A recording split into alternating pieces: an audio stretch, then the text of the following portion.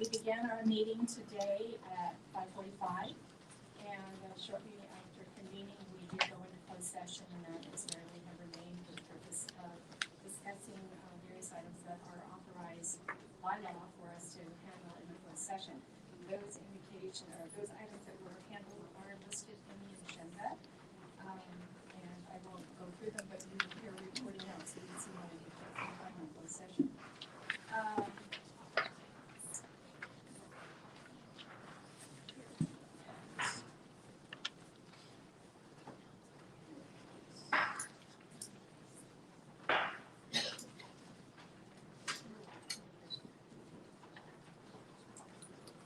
Okay, I'm going to go ahead and report out of closed session. Items that were handled and actions that were taken here. Beginning with our first item, the board took action to sustain the district's response to a complaint against employee number 7516 and take no further action. It was on a motion by Mr. Youngblood, a second by Mrs. Buck, and it passed on for a vote. Motion number 2, or item number 2 rather, the board took action to appoint Rebecca Allen, principal of George Key School, effective July 30th, 2021. The motion was by Mrs. Buck and seconded by Mrs. Anderson. It passed on a 5-0 vote. The third item, the board took action to appoint Ronza Vianda, psychologist, effective August 12th, 2021. The motion was by Mrs. Anderson, the second by Mr. Youngblood. It passed on a 5-0 vote. The next item, the board took action to appoint Jeannie Kim, administrator of secondary curriculum and instruction, effective August 4th, 2021. The motion was by Mrs. Blades, second by Mrs. Anderson, and it passed unanimously on a 5-0 vote. The next item, the board took action to appoint Janelle Hall, wellness counselor, effective August 12th, 2021. The motion was by Mr. Youngblood and the second by Mrs. Blades. It passed on a 5-0 vote. The next item, the board took action to appoint Beth Scott, counselor on special assignment, effective August 12th, 2021. The motion was made by Mrs. Buck and seconded by Mrs. Blades. It passed on a 5-0 vote. The next item, the board took action to appoint Cameron Castaneda, induction coordinator, effective August 4th, 2021. Motion by Mrs. Buck, second by Mrs. Blades. It passed on a unanimous vote of 5-0. The next, the board took action to appoint Lindy Alexander, program specialist, effective August 12th, 2021. The motion was by Mr. Youngblood, second by Mrs. Blades. It passed on a 5-0 vote. And the last item, the board took action to appoint Sean Tran, program specialist, effective August 12th, 2021. The motion was by Mrs. Anderson, second by Mrs. Buck, and it passed on a 5-0 vote. Okay, so now, at this time, I'm going to have us, my papers in order. I'm going to ask that we all stand for the pledge of allegiance to Regent's flag, please.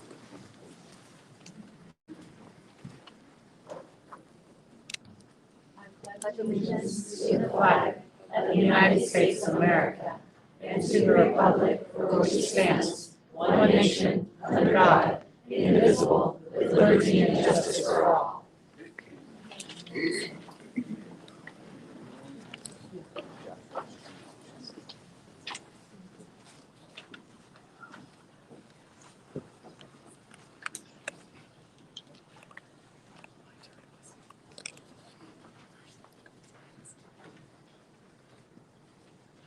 Okay, moving forward, the roll call will indicate that all board members are present this evening, and in a short few minutes, we will also be seeing our new incoming student board member who will serve our first semester of this coming school year. At this time, in fact, I need to have an approval.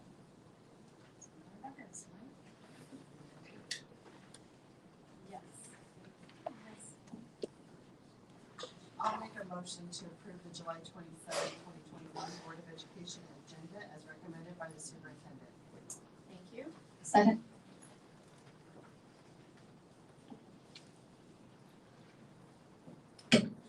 All right, I have a motion by Mrs. Anderson, a second by Mrs. Wood to approve the agenda. All those in favor, please say aye. Aye. This is the agenda. Okay. Aye. Okay.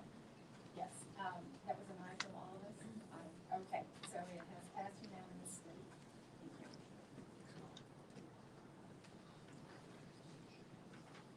All right. Now, the next item on our agenda is to see our new student board member. It is general function one that we have constructed tonight's agenda to have it at the forward part of our meeting, so she can join us on the dais. So to begin with, if we turn to page 110, we want to take reference to the school that she will be representing. She will be introduced shortly. She will be joining us, and so with the item, which is number 1 under general functions. Yes, I'll take a motion. I would like to make a motion that we appoint Lauren Farr as the student board member for the first semester of the 2021-22 school year. I second. Thank you. I have a motion from Mrs. Buck and a second from Mr. Youngblood. All those in favor of senior board member, please say aye. Aye. Opposed? Motion is passed unanimously. Thank you very much. And now I will turn it over to our superintendent to do the oath. Thank you. Good evening, President Freeman, trustees, executive cabinet, and community members. It is my honor to administer the oath of office to our new student board member, Lauren Fair. She will serve on our Board of Education during the first semester of the 2021-2022 school year. So, Lauren, would you please join me at the podium?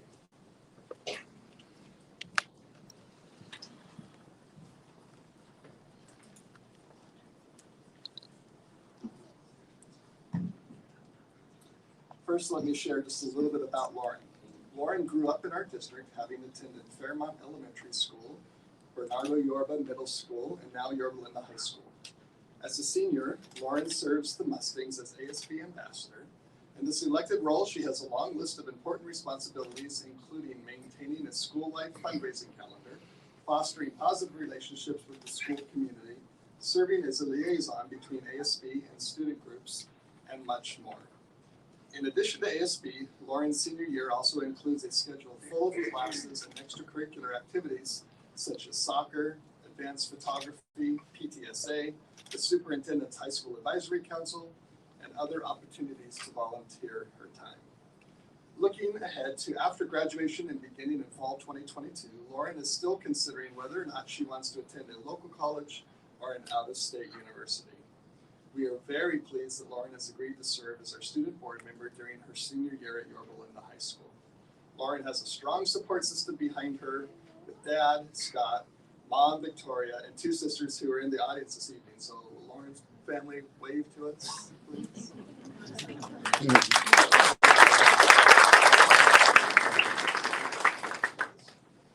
All right, please raise your right hand.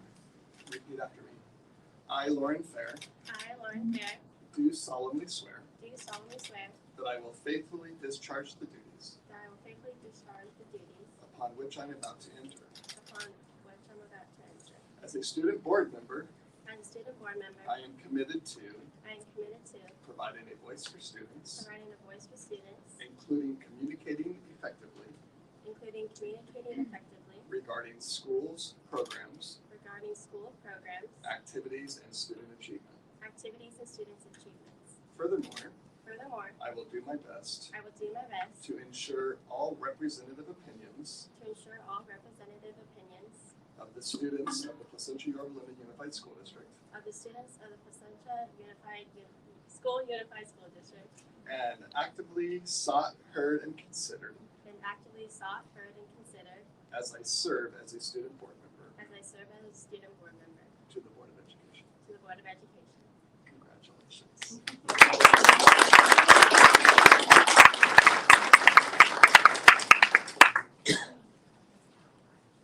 Welcome, and I also noticed our most recent student board member, Jackson Hartman, is also joining us evening. It's lovely to have you here.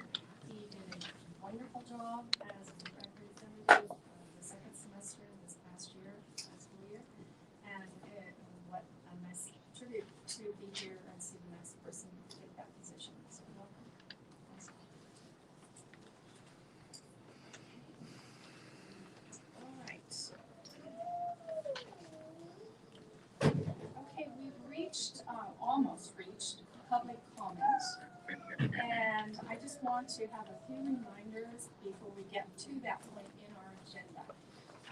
That opportunity for public comment is just that, the opportunity for anyone in the audience to come forth and share particular points, concerns, etc.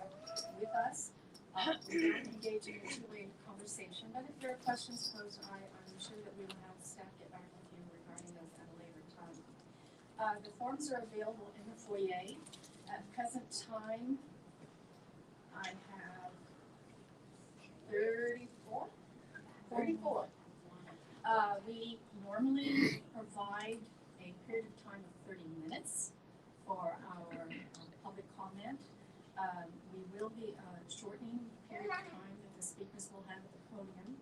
Normally, there is allowance for up to 5 minutes and an additional 5 minutes if there's a need for translation. However, pointing out that we also want to be sure that we hear from you. We will be curtailing those number of minutes down to, at this point, at least 1 minute and no longer. And I do need to have all of these forms. I say they're out in the foyer. I do need them filled in and turned in here so that I have them, because when I reach the point of public comment, I will no longer be accepting forms. So it's not like you can then throw it in at the last minute. Be sure you do have it in at the time of that. Thank you. Also, as a reminder, I do want us to have civil discourse. That is in everyone's best interest. We want to be able to hear all opinions. We also don't want people to intimidate others within the office. We're very grateful to have the presence of two officers here this evening, and thank you for being present. We just feel that this will lend an atmosphere that, again, we're going to be constructive, and so we will be glad to have your remarks, and we welcome them. So, with that, let's move on to the approval of the minutes. We have 3 sets of minutes, and before I take a motion for the first one, which is the special meeting of June 22nd, 2021, I do want to make a statement on why we have a part of what's in these here. Before I take a motion on the June 22nd regular meeting minutes, there was a correction to the curriculum and instruction action item 1 on the LCAP to show the voting record on this item as Karen Freeman, Carrie Buck, and Marilyn Anderson voting aye, and Sean Youngblood and Leandra Blades voting no. So I just want to be sure that that is made clear as to what is before us. So now I will take a motion for the first item. I'll make, Recommendation of the superintendent of schools and Board of Education approve the minutes of the special meeting of June 22nd, 2021. second. That was a motion by Mrs. Blades and Mrs. Buck. Yes. Thank you. Okay. Anything else that was noted on this minutes? Okay. All those in favor, please say aye. Aye. Opposed? Motion is passed unanimous. The next item, number 2, I'll take a motion, please. I move that we approve, or we accept the recommendation of the superintendent of schools that the Board of Education approve the minutes of the regular meeting of June 22nd, 2021. I'll second. Thank you. I have a motion by Mrs. Buck, a second by Mrs. Anderson. Again, anything that was noted to correct. Hearing none, let's vote on it then. All those in favor, please say aye. Aye. Opposed? The motion is passed unanimously. All right. Third item, I will take a motion. I'll make a motion with the recommendation of the superintendent of schools that the Board of Education approve the minutes of the special meeting on June 29th, 2021. I'll second. Thank you.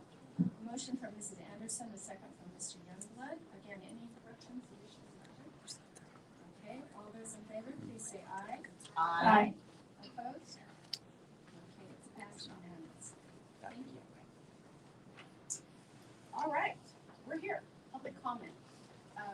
before I start, are there any who haven't yet handed in? Thank you.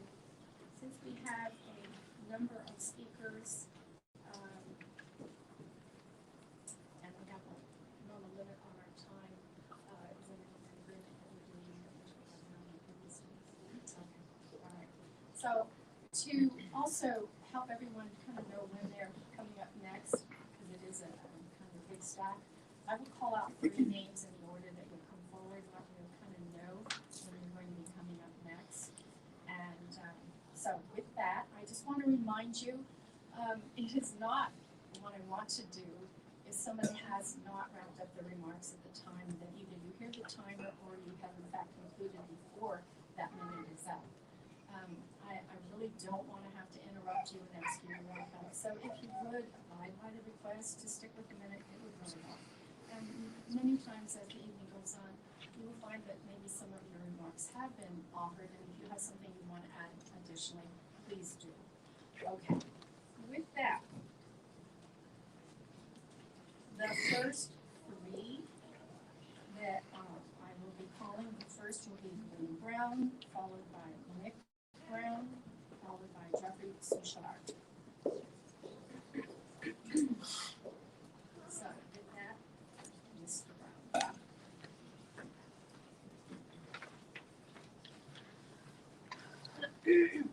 Thank you very much. I'm talking today about when the students return to education in the fall. There's going to be a lot of students missing that have gone to homeschooling, that have gone to private schools. We don't know how many, but I'm willing to bet there's going to be quite a number of them. There's been quite an exodus from public education since 2019 school year. And my understanding is that prior to this, there were about 3% of U.S. children being homeschooled. My understanding is it's jumped to over 11% now. If the nonsense that went on this last year and a half continues, I predict there will be an unprecedented exodus for public education. And you might get some of the homeschoolers back when the nonsense subsides, if it ever subsides. But the ones who went to private school, I don't see them coming back, because I've never talked to anybody in public school or private school that came back.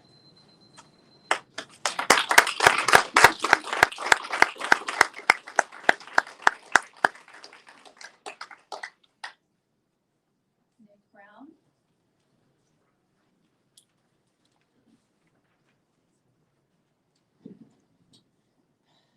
Good evening, everybody. I will be an 8th grade student in the 2021 to 2022 school year. As we all know, this last school year has definitely not been like any other one that we've seen before. We have been from full distance learning to hybrid learning to full 4-day in-person learning. So I have had, as we all know, we have been on the computer more than we should, and that comes with a lot of issues because there's distractions, there's you can't hear people as well on the computer because your mind just wanders off, and it's just overall a bad way of learning. So my point here is that we need to start getting off the computers and starting to go back into the classrooms again. Thank you.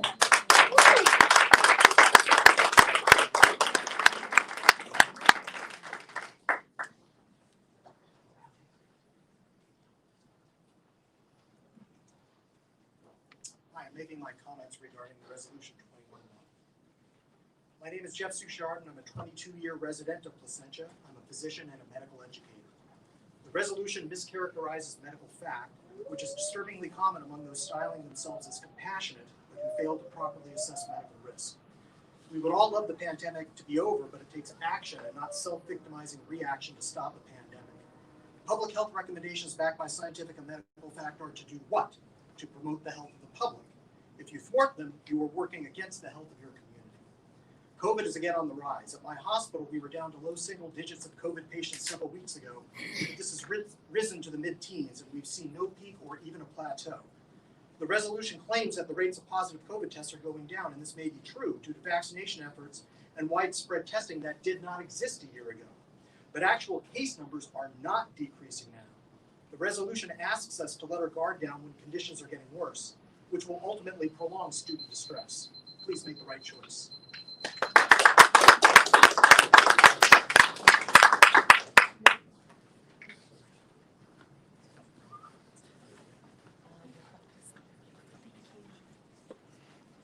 The next three speakers in the order that they would come forward: Derek Morris, Ed Gunn, Gina Ramshaw.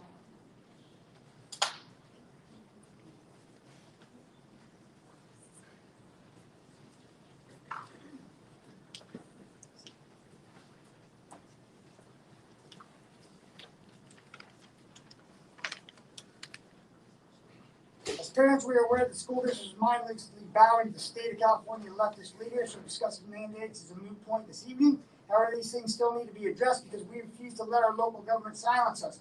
Grievances will be voiced. No mandatory COVID-19 vaccinations for anyone. My step-grandmother was previously healthy before taking the jab.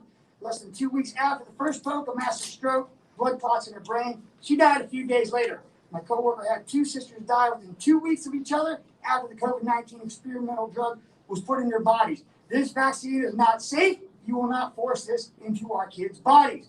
No mandatory COVID-19 testing for our children. My daughter would have been a freshman this year at Yorba Linda High School. She wanted to follow in the footsteps of her older brother who was in the class of 2019. However, she is wise beyond her years. She is healthy. She is resolute. She refuses to be muzzled, tested, injected, or discriminated against because of her beliefs. She has chosen to be homeschooled this year. We have honored her choice because she will not be ruled by leftist school leaders. We will fight vigilantly against that. Is not 60 seconds. We will fight vigilantly against any attempt at instituting behavior. Hey, you know what? Your time sucks.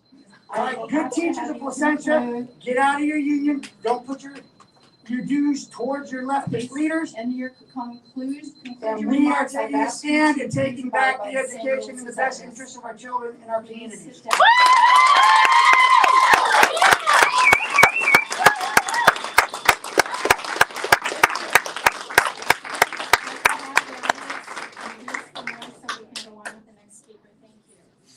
Next speaker, Mr. Gunn. Hello, Ed Gunn here. Masks, follow the science. The flu influenza viruses are worse than COVID-19, also known as SARS-CoV-2. Also, choice. My choice is not to have my kid muzzled. Informed consent. You don't have mine. My kid is under my jurisdiction. My kid, my rules. I don't want you muzzling my kid. Otherwise, we'll have to go homeschool. Also, I wanted to say a little something about CRT. I know you guys passed something about it to look into it and try to put it in our schools. CRT is also known as ethnic studies.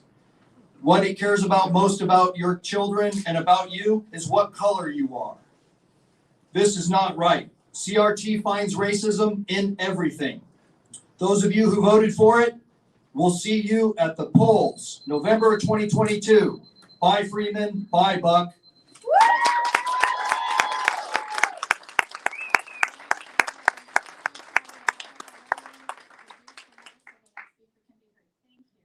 Next speaker, please.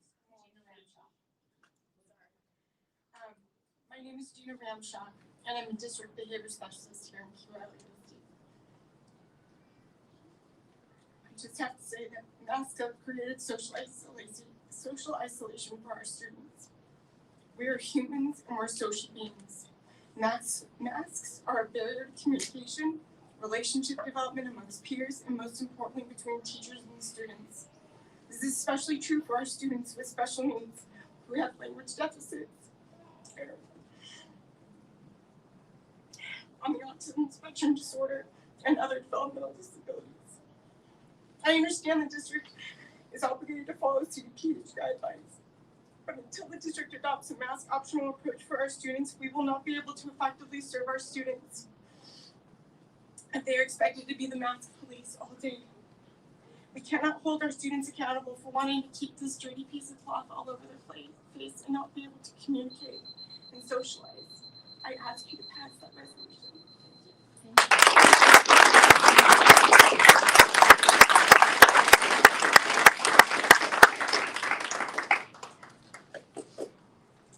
The next individuals to come forth, Stephen Shear, followed by Courtney Jacques, followed by Pam Webb.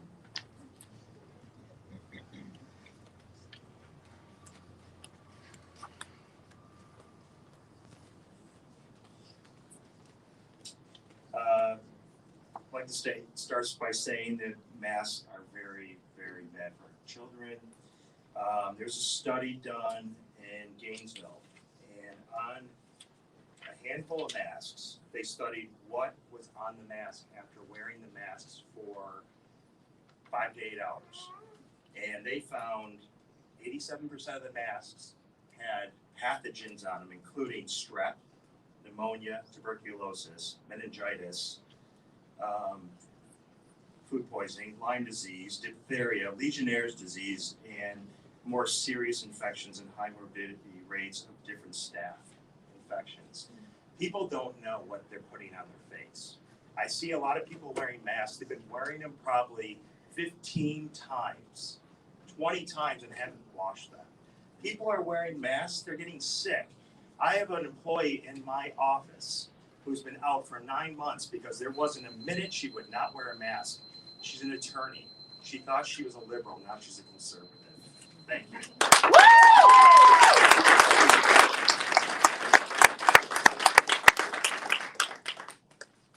Okay, skipping a few paragraphs. Each parent believes he or she is correct and justified in their opinion of either wearing a mask or not wearing a mask. If I send my child to school with a mask, you might think I'm putting your child at risk, whereas I believe my child wearing a mask is putting my child at risk. You cannot make everyone happy, period, but I believe you can please a large majority of the parents by making masks optional. Every single parent has a belief on this, so why not validate their belief and support their responsibility as a parent to make their own health decisions for their children? No one knows my daughter better than her father and me, so no one should be making decisions regarding her physical and mental health other than us and her treating physician. I understand that you don't take this decision lightly, and there's always liability when making a decision of this magnitude, but the concern of liability goes both ways. There are liabilities for you forcing masking, and there are liabilities for you not. Amen. So we ask that you put the liability back on the parents and let it be their decision. It takes much more of the responsibility off of the school and places it where it truly belongs with the parents. I understand that there is a general concern that by giving parents a choice of masking their children, it will create a discrepancy. No, you're great. I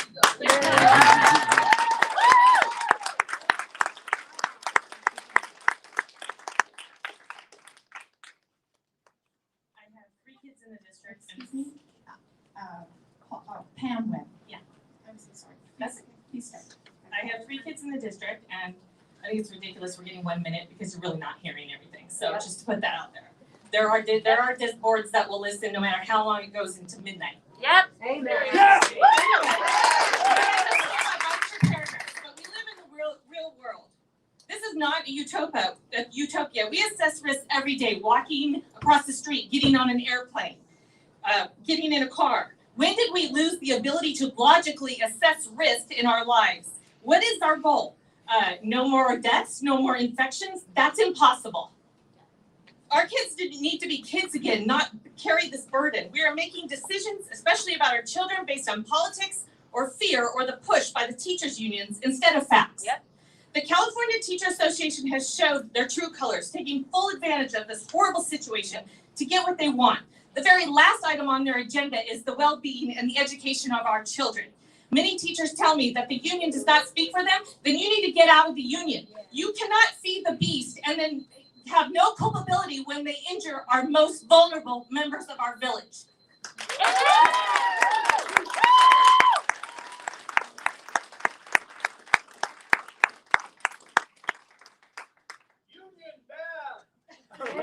I would ask that the audience contain their remarks, and I will for clarification. I want to remind you, this is different than a town hall when we could take remarks for a long period of time. This tonight is our business meeting, and we have certain structures in place as to how we proceed through our night of business. And I would ask that everyone remain as quiet as they could, please. I'm just trying to help you understand, for those who might not be familiar with what the purpose of tonight's meeting is. Thank you very much. Okay, the next three people. Amber Galasso, Shawnee Murray, Joyce Wheeler.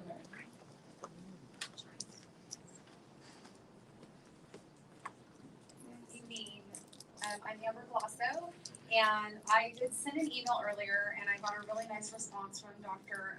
Elsasser about the weight room at Esperanza football. I am the booster president there. I'm one of two booster presidents there, and we're just looking to get new equipment. It's very unsafe. I sent a video earlier, and you'll see there's 5 of you that have paperwork, or maybe more of you. It's really unsafe. And so I know that we've been taking care of some of it, but our coach also wanted me to come in tonight anyways because he feels that only 50% of what we really need done is going to be taken care of after his conversation with a couple people from the district today. I do have in here a couple of the quotes that we had received, and I would love to get together with either someone from the district, our coach himself, and anyone else who wants to walk us through this to get it handled and see if we can get 100% on maybe a forgiving loan or something. So.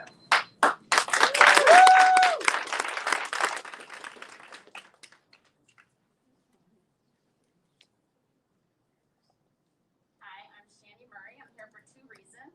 First, I want to thank PYLUSD for following the masking guidelines of the California Department of Public Health and for doing everything they can to keep our kids safe. Thank you. Second, I just want to say that anti-maskers who are also anti-vaxxers are only making us wear masks longer. If you want what's best for our kids and our community, if you want us to continue on the road to normalcy and stop wearing masks, then listen to the experts. Even Donald Trump said on Fox News in March, I would recommend it. It is a great vaccine. It is a safe vaccine. It is something that works. We are so lucky to have the ability to drive to our local pharmacy and get a free vaccine. Don't let anybody tell you that you're giving up your freedom by exercising your right to get this life-saving vaccine. Please do it for our kids.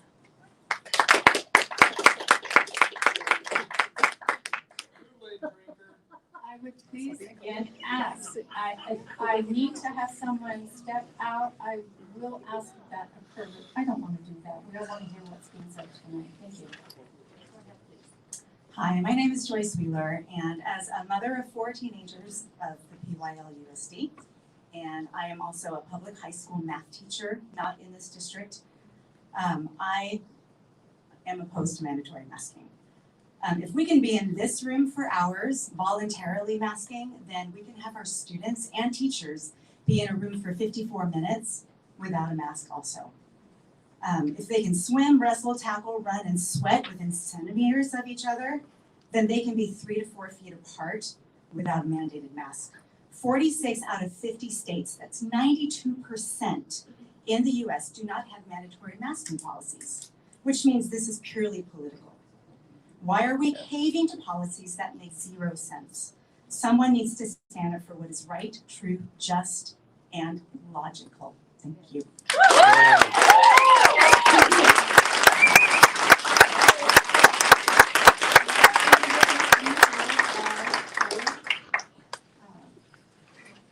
Roselle, Reed Roselle, and John Roselle.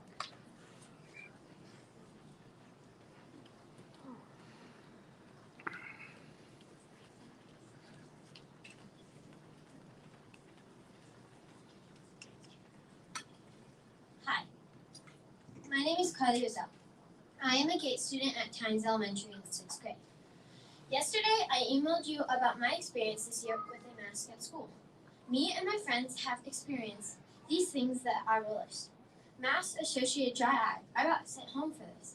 Anxiety and no bonding with our teacher. This is some of the things I and other kids have experienced. I was told that you guys have no choice, but you do. I'm not asking you to say no mask. I'm asking you to give a choice to wear a mask or not.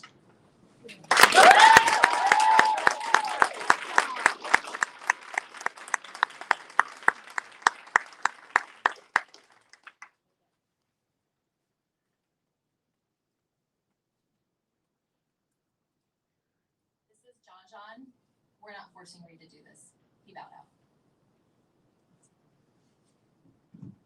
My name is John. I go to Van Buren. Please take the mask off. They make me not feel good. I can't really breathe. My nose gets blood. Thank you. The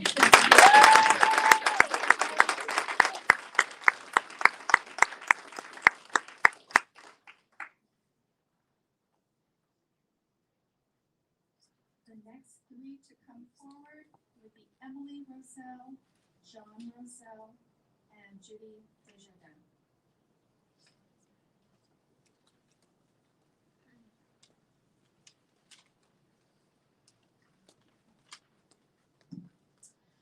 My name is Emily Roselle. I have a master's in public health, and I actually do have an immune-compromised child. Let's define immune-compromised. It's not based off of health issues from lifestyle choices like eating too much or smoking. She was diagnosed with cancer. My daughter sits at home 95% of her days, and not once did I think I should impose on your freedoms and ask you to sit home while she goes outside. It's a choice. Every time she goes out, it's a risk. We all take risks every day, like eating at McDonald's, guilty, or getting in a car. Our children haven't had a luxury of a choice. They have been forced, manipulated, guilted, and shamed into thinking masks protect them from COVID from authoritative figures who they trust. I don't care if you guys want to mask your kids, but stop asking me to force me to mask mine. Thank you.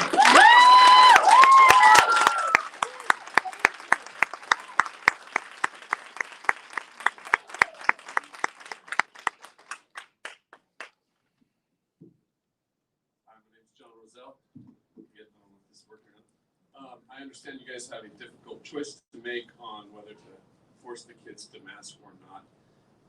But I feel like you do have an easy option that takes the onus off yourself. And that's the ability to allow the kids and the parents to choose whether or not to wear a mask. Like my wife said, we have an immune-compromised child herself. But we take the priority on ourselves to make sure that she stays protected. We're not forcing other people to do something that they don't feel like they need to do. I thank you for your time. I thank you for all the effort that you guys put in. But I ask that you give our kids, our parents, the choice to do what they feel is best for their own kids. Because masks do have negative side effects. And we've seen it in our kids, we've seen it in kids that we know where anxiety and depression creep in. And we ask for you to vote for the freedom of choice. Thank you.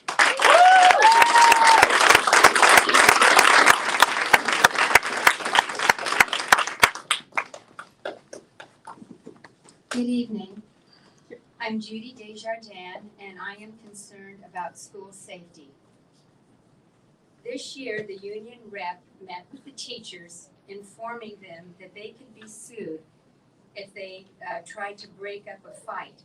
My question is, if two students are fighting and one is having their head bashed into the cement, are you just going to stand there and do nothing? Again, I feel like the union is putting the fear into the teachers. I don't want any teacher coming to school being afraid. There is liability insurance that is not that much. I carried it myself as a dental hygienist. Never had to use it. $6 million of coverage. An attorney was even provided for me. This fear that the union is putting into the teachers, please stop. And I would like to see the policy. I want you to make the policy, the school board and the superintendent. Thank you. Thank you.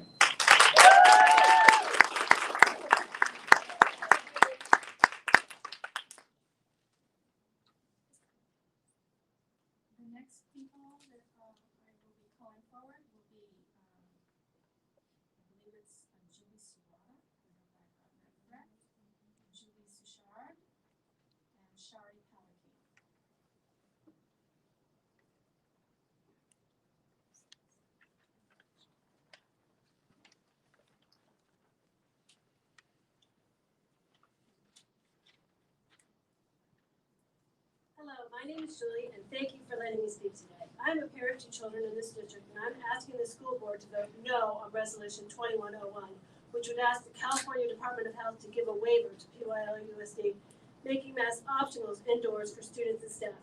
I find it ridiculous that this board is voting on a resolution that some board members think that they know what is best for the health of all students. Unfortunately, COVID-19 is still here, and now the state is fighting the Delta variant, which is much more contagious. The elementary students do not have a vaccine available to them yet, and their only form of protection against COVID-19 is a mask. I want my daughter to go to school, and I want my daughter to stay healthy. Students over the age of 12 can get a vaccine, but based on state data, less than half of the children aged 12 to 17 in Orange County have been vaccinated. Plus, all kids should have the opportunity to be able to attend in-person school and feel safe knowing that the district is doing what they can as far as PPE to keep them healthy during this pandemic. Please vote no on Resolution 2101.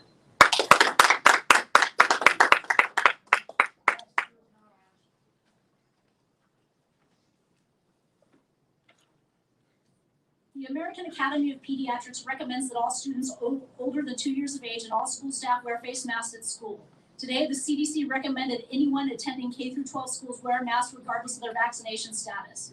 Why is Mrs. Blades, who is neither a physician nor a scientist, pushing a resolution to drop school mask policy when she knows that the California Department of Public Health mandate will stand regardless of the vote tonight? From my corner of the district, I see her using her nonpartisan school board position to whip like-minded individuals into a frenzy to make sure that they vote in the upcoming recall election. On July 23rd, Mrs. Blades posted on Twitter, wondering why people are so triggered as I, as school board member, stand up to parents' rights, children, and American freedom. People are not triggered. They are concerned because they see you, a person who lacks any scientific credentials, politicizing in public health with very real potential for deadly consequences. It's also unfortunate that you don't understand the difference between inconvenience and oppression. Mrs. Blades, you were voted into office by fewer than 39% of the voters in Area 3, but your decisions impact 100% of the children who attend schools in our district. The children of PYLUSD should not be sacrificed at the altar of your ambition. The fact that you use them is reprehensible. We love you, Leandra! We love you!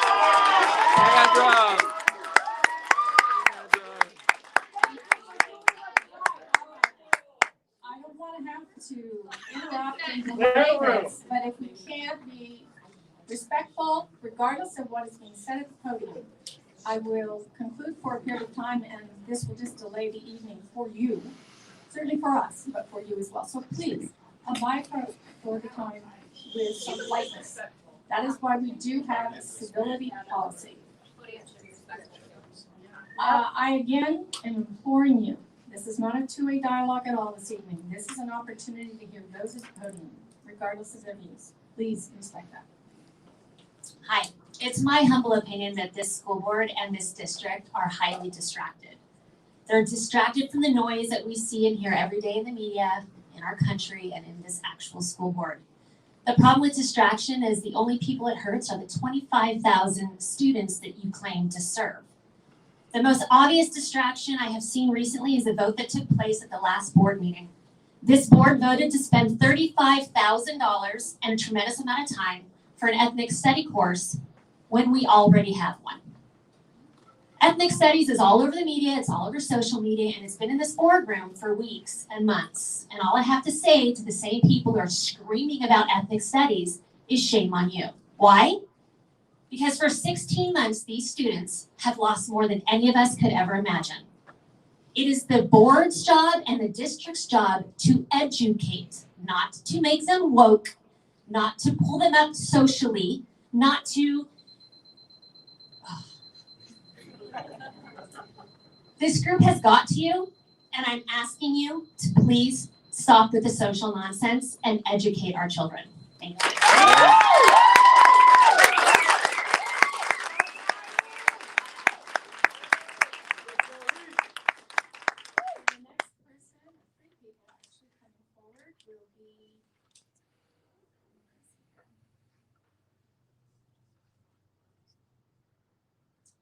Okay, Jackson Brodowski, but I also have a little note here. As I understand that this individual will be speaking. Okay. And then the following person speaking will be Jocelyn Brodowski. And the third behind that will be Sarah Clark. Thank you. No, we only allow the same amount of time for all individuals. That's the fairness factor here. Hi, my name is Dr. PYLUSD. I will be a assessment at Esperanza. Please do not make anyone wear face coverings. I need to see people's mouths when they speak to understand them, even the Jesus. And my friends need to see my whole face so they can understand me. This is important for me to learn and to make friends. Please no face coverings. It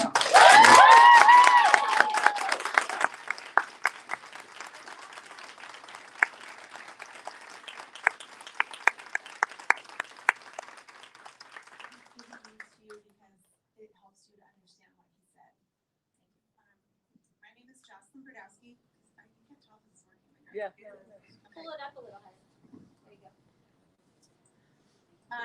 I am Jackson's mother and Katie's mother, and I could quote statistical information and research on the negative effects of wearing face masks to our mental and emotional health. I do have a master's degree in counseling as well, and so I am versed in mental health issues. The risks and problems far outweigh the benefits wearing a mask.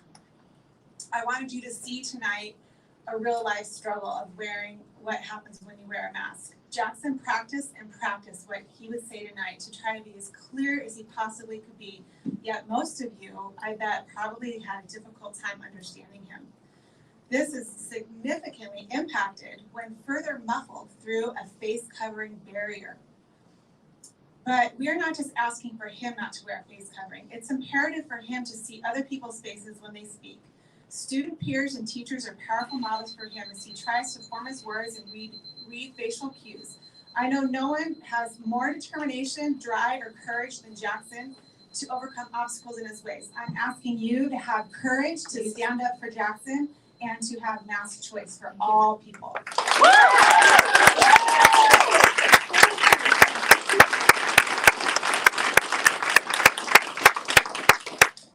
I'm Sarah Clark, and I have four kids in the school district. One's already graduated, but my kids have had a really difficult year, as almost every child has. They have complained about not being able to hear and understand their teachers or their classmates with the mask on. It is really hard to concentrate. They're playing with it. They are fidgeting. They are filthy, completely filthy by the end of the day. Half of them don't, most everyone doesn't wash them, and they are covered with diseases, as we've been hearing tonight, covered with germs and diseases and film. You need to think outside the box. If your hands are tied, you need to think outside the box and find a way to give parents the choice to not have to mask. If parents want their kids masked, by all means mask your kids. Put 2 masks, 3 masks, 4 masks, whatever. If you're vaccinated, you're protected, you can feel safe. If those who don't want to wear them and are feeling unsafe wearing a mask, they should have the choice. Please do give us that choice.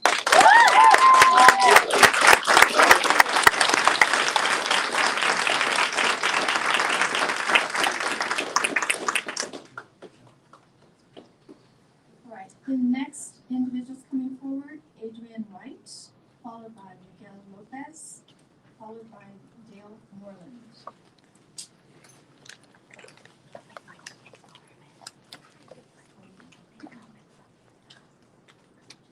Good evening. My name is Adrian White. I have 4 children in the district from pre-K to 7th grade, and my husband and I grew up near Melinda, so we liked it enough to come back and raise our kids here. I chose to homeschool my kids last year because I didn't want to subject them to excessive screen time, inconsistent hybrid learning, and mask wearing. My kids really want to go back to school, and I would love for them to go back to school, but I feel like I have no good choices. I believe there should be mask choice for all. If you want to mask your kids and you believe that masks will work, then by all means, please mask your children, but don't make us mask ours. I want my 4-year-old to be able to hear and understand her teacher. I want my middle schooler to be able to see other kids' smiles and be able to take social cues and make new friends. I am concerned about the social, emotional, mental, as well as physical health of all the children in our community. Please don't tell us that there's nothing you guys can do about it. We elected you guys. You have to advocate for our children and be leaders in this fight. Amen.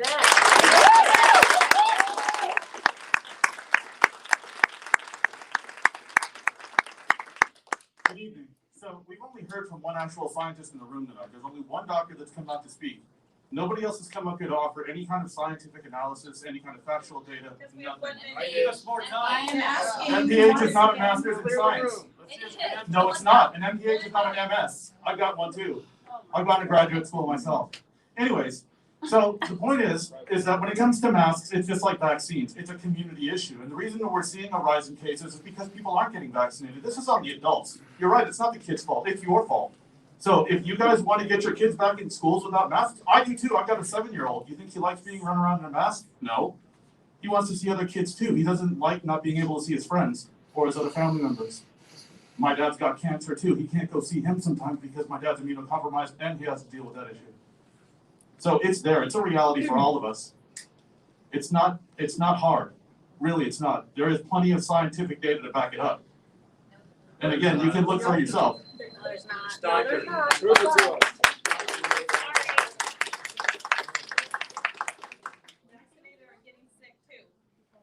Are they hospitalized and dying? I would like to stop so we can hear our next speaker, or I will clear the room and call speakers in individually to make the room clear. Choice for you right now. Thank you. Seems like everything is politicized these days. From the Olympics to the sports to everything, everything is politicized. I just say on the mask and the vaccine, never bow your knee to the tyranny of force, fear, or guilt. My name is Dale Moreland, and I have a little prayer group that meets on Sunday nights after church called CA39 Chain Prayer with Local Patriots. What I'm here to mention tonight is, and thank you for allowing me, board members and audience. I would like to read Article 1, Section 9, written by James Madison in the Constitution, and his explanation of it in Federalist 42, if I can get it all in. The migration or importation of such persons as of any state now existing shall think proper to admit shall not be prohibited by the Congress prior to the year 1808, but a tax or duty may be imposed on such importations not exceeding $10 for each person. If these words may seem pale or near, okay, sorry, and that's it. So I do have to have you clear, please. Sorry, thank you, but I have the citation.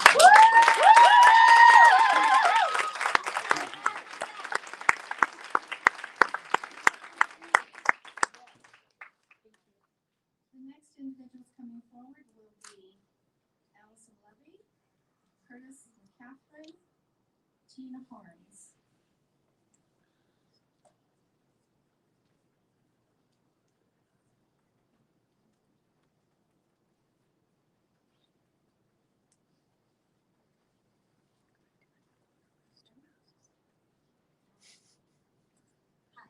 I'm here to speak in support of masks being a choice rather than forced on our kids. There's others who can say it much better than me, so I'm taking this quote. It's from the Orange County Register. It's a recent article. It was written by Drs. Neeraj Sood and Dr. J. Bhattacharya, and it reads as follows. The long-term harm to kids from masking is potentially enormous. Masking is a psychological stressor for children and disrupts learning. Covering the lower half of the face of both teacher and pupil reduces the ability to communicate. In particular, children lose the experience of mimicking expressions, an essential tool of nonverbal communication. Positive emotions such as laughing and smiling become less recognizable, and negative emotions get amplified. Bonding between teachers and students takes a hit. Thank you. Great job.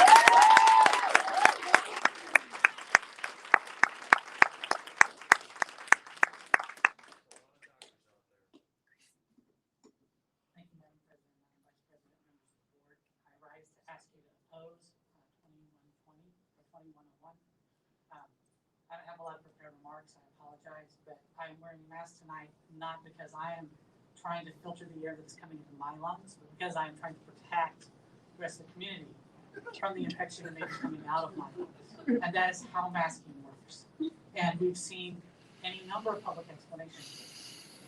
And I would advise you to look at the people tonight who are commenting on each side of this issue and notice the ones who've been respectful of time, respectful of presence, who have had community in mind, who've been willing to curtail their own statements so that others can make statements. And keep that in mind as you vote. Thank you.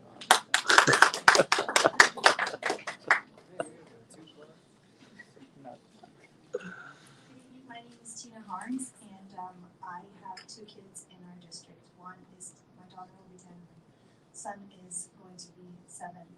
And last year we homeschooled, and one of the things I taught them is that America is known as the land of the free and the home of the brave. And that is something that I ascribe to sincerely. And I think that passions run high on both camps, and there are people who are very opposed to masking and people who are very pro. But I think at the end of the day, we as intelligent individuals should be able to make a decision for ourselves and for our children. And if you want to mask your kids, you should. And if you don't, I don't think you should do that either, because this is the land of the free and the home of the brave. And that is what I think makes America exceptional. And I think that we should use the freedom to choose to be and to choose to parent and to choose to do what we think is best for our children.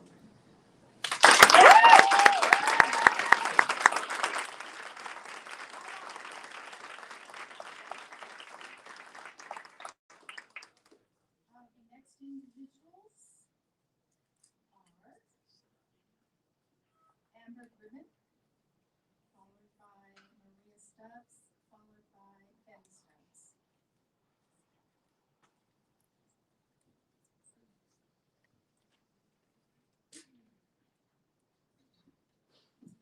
Good evening. I'm here as an educator, a mother of 3 children, all within our district, and as a school librarian who sees every single kid on campus.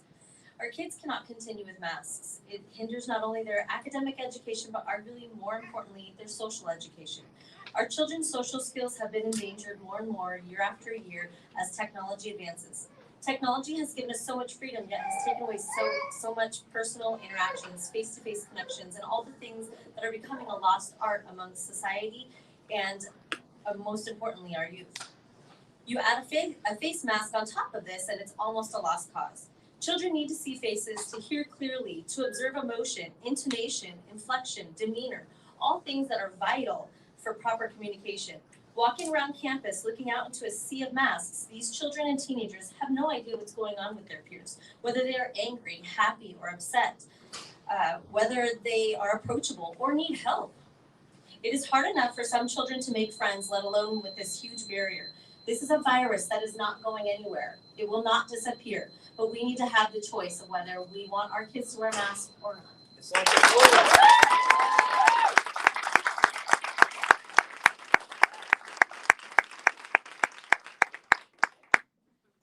Good evening, everyone. Honorable board members. I am here tonight to demand an unanimous vote from all of you members in order to gain local control from CDHP to allow us, our PYLUSD, to make our own decisions in regards to masks. And with that, make the issue a parental choice, as it should have always been. Us, the many parents of the PYLUSD, will not tolerate the abuse to our children any longer. Yep.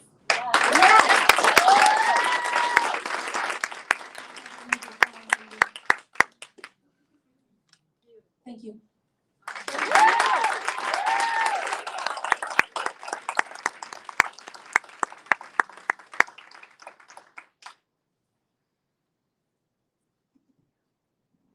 Good evening, honorable members of the board.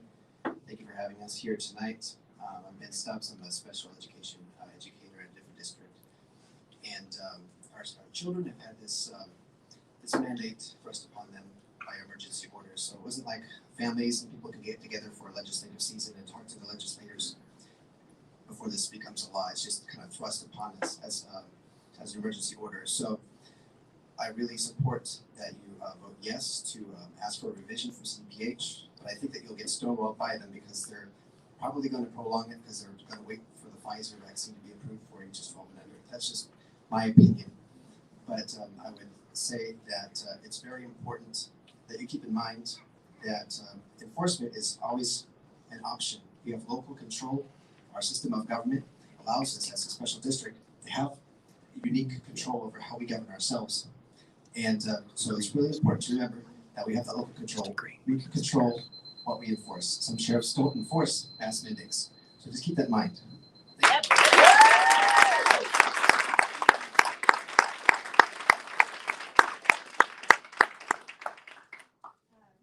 The next speaker is Mrs. G.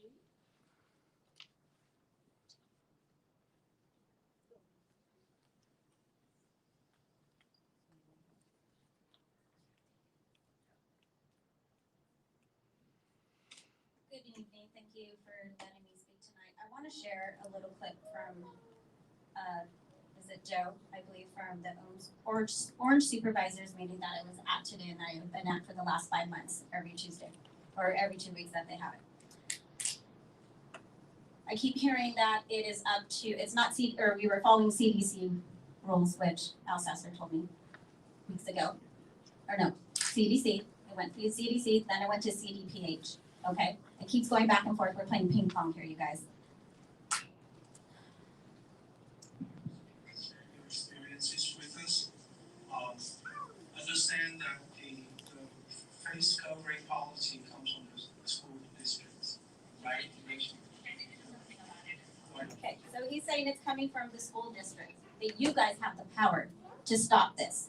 But that's not what I'm hearing here. I keep getting that you guys are following the CDPH or H, whatever it's called. It's not true. Who is in charge here?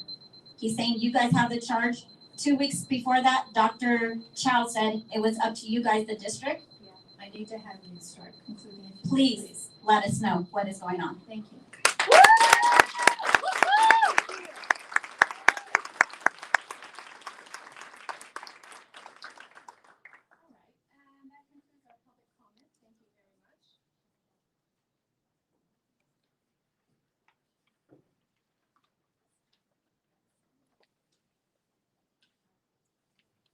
Thank you again.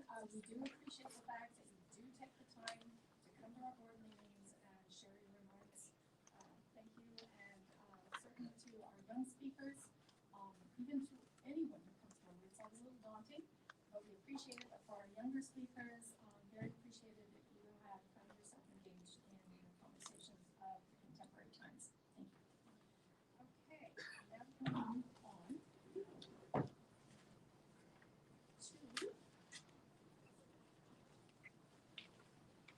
Actually, the next person is our new student board member, Lauren Fair. It's again such a pleasure to have you joining us.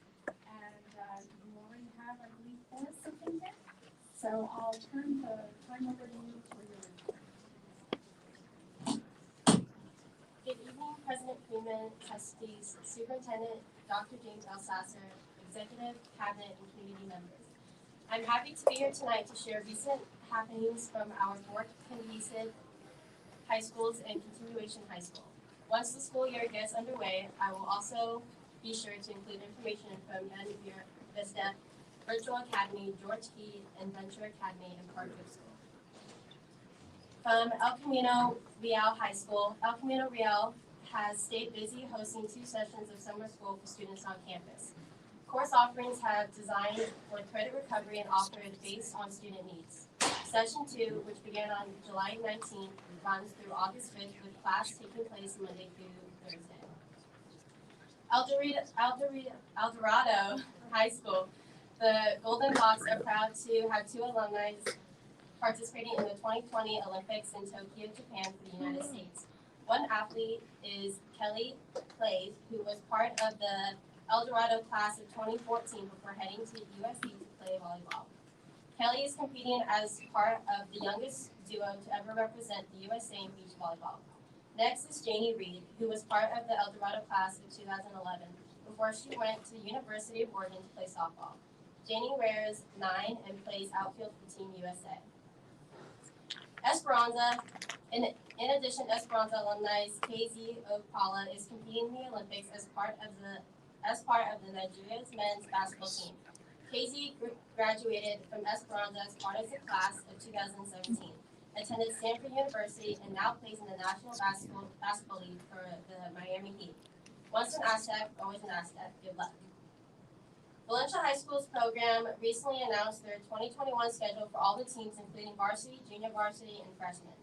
The school's annual rivalry game with El Dorado High School, known as the Bell Game, will take place on Friday, September 10th. In all summer sports, the Tigers have been working hard and are excited for their respective seasons next school year. At Yorba Linda High School, the Mustangs look forward to welcoming students and families to campus for back-to-school days, also known as registration. August 17th through 20th, the school's Link Crew leaders will host their freshman class on campus on August 20th to welcome them to Run with the Stampede. That includes my report for this evening. Thank you.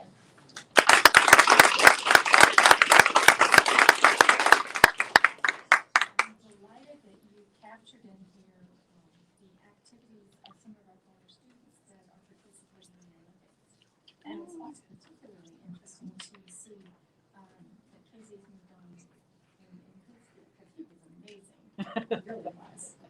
Pretty good stuff. So you're coming aboard as a new member of our board. So what kind of experience do you hope to get out of serving as a board member representing all of the students in the district? Well, I'm really grateful that I had this opportunity to speak into a public area where I can have a voice and have an opinion for the students.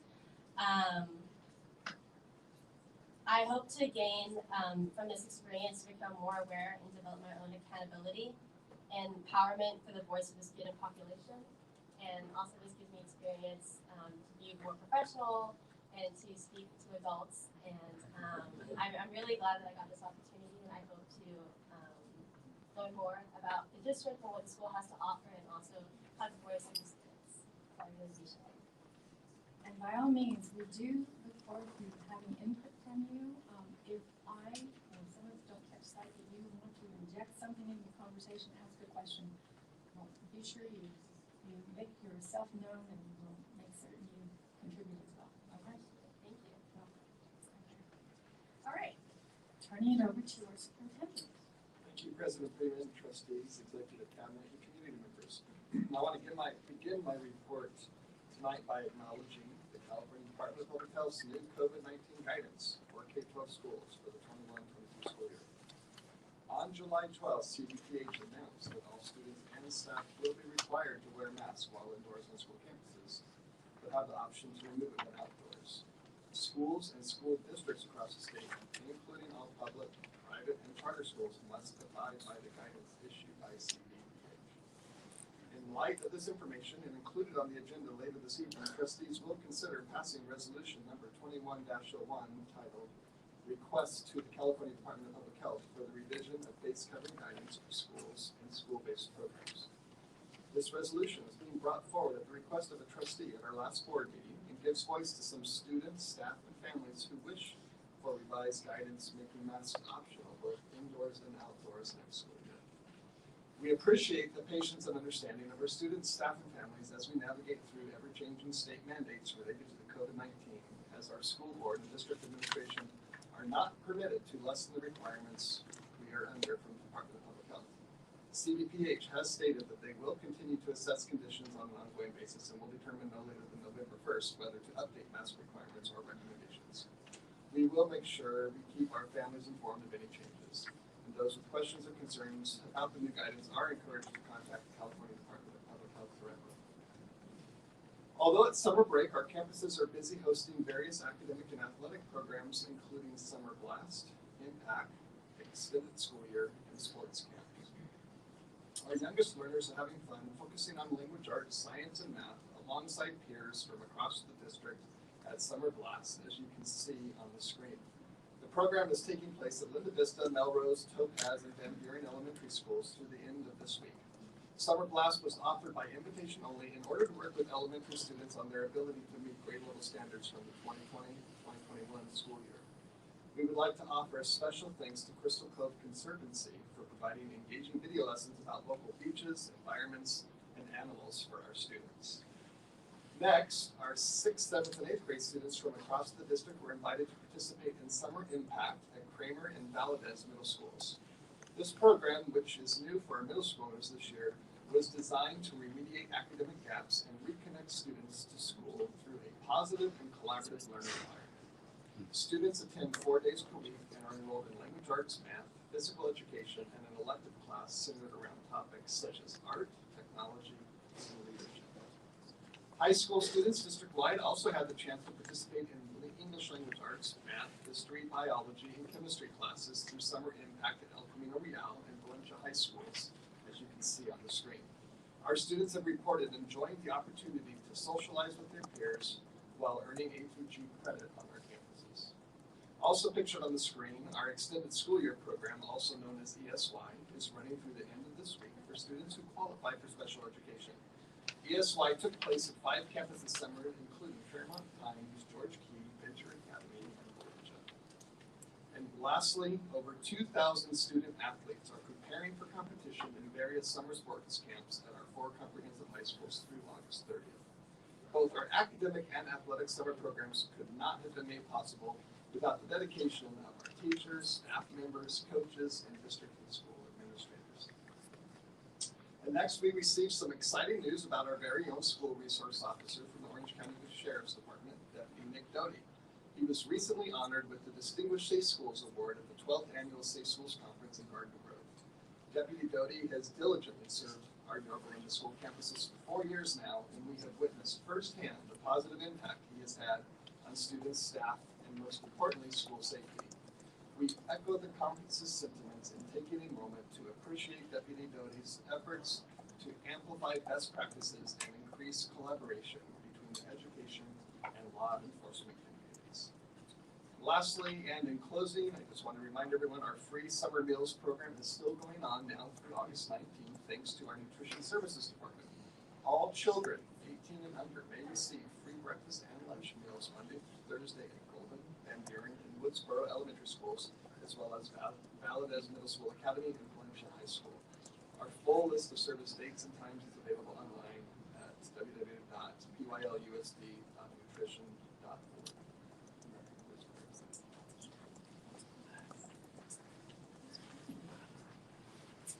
All right, well, that brings us now to our consent calendar. The items that we have on the consent calendar are deemed to be routine in nature.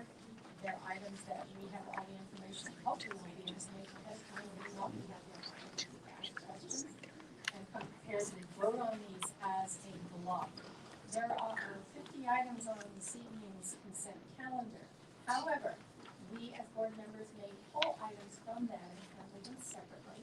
And so at this time, are there any of those items that any board member wishes to hold for a separate discussion and action? Yes, Madam President. I'd like to pull number 25, which is the approve the agreement for BrainPop for the 2021-22 school year. Thank you. Any others? I have a few I'd like to pull. Sure. Number 14. Number 29. Number 30. Number 32. 34, 35, 37, 39, 43, and 44. Whoa, yeah, I think you'll have to catch us up on that, please. Where did, Let's go, the last one I got was 31. 31. No, I'm not pulling 31. 30. 32. 34. 35. 37. 39. 43 and 44.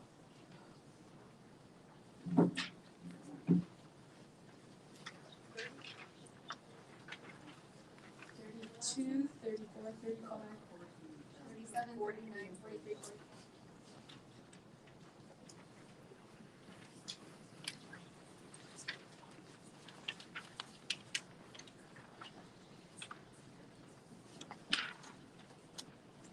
Okay, anyone else holding items in the list that we can identify? Okay, so I need is a motion to approve the consent calendar with those items, of course, not part of that motion. I'll make the motion to approve approve the consent calendar with the exception of the pulled items for the 2021-22 school year. Thank you. Second. Thank you. So I have a motion from Mr. Youngblood, a second from Mrs. Blades. That's to approve all the consent calendar items with the exceptions so determined or mentioned. Okay, with that, I'll vote please. All in favor, please say aye. Aye. Aye. Opposed? Motion has carried. That includes a vote by our new board member, Lauren Bear. Okay, so that passes unanimously 5-0. Okay, so let's return and take each one of these individually. So to do that, the first item to deal with is item 14, and I do need a motion in a second for us to begin the discussion. I'll make a motion that we approve ratify independent contractor agreements as educational services as listed in accordance with board policy number 4124, retention of consultants. I'll second. Thank you. I have a motion from Mrs. Blades. I'm sorry. I'm kind of sloppy on my L's and C's, folks. From Mrs. Buck and Mrs. Anderson. So with that, we must have questions or comments on this. So let's move ahead on that. So what I was looking at was the Happiness is Now Experience LLC. And they are assemblies and it's $8,000 per school.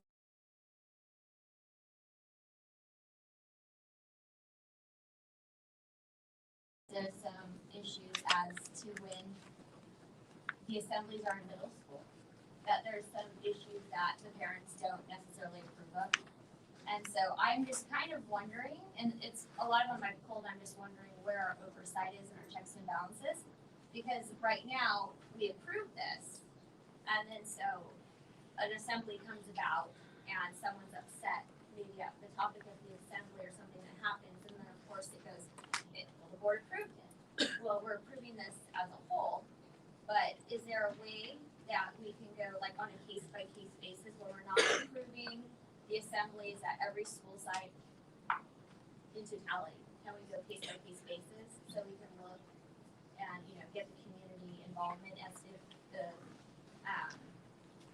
topic is appropriate and it's something that they want at the school?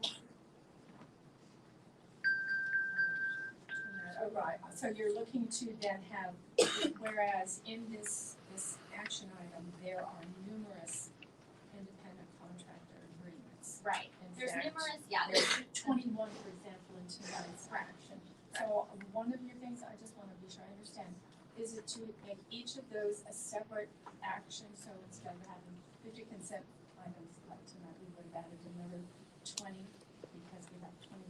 I want to be sure what you're going for here. Right, I just wanted to make sure that when these, instead of maybe approving them all tonight, when the assemblies are gonna come up, can the school give it to us in a board agenda? And so it can be looked at and then approved before the assembly, if that's possible.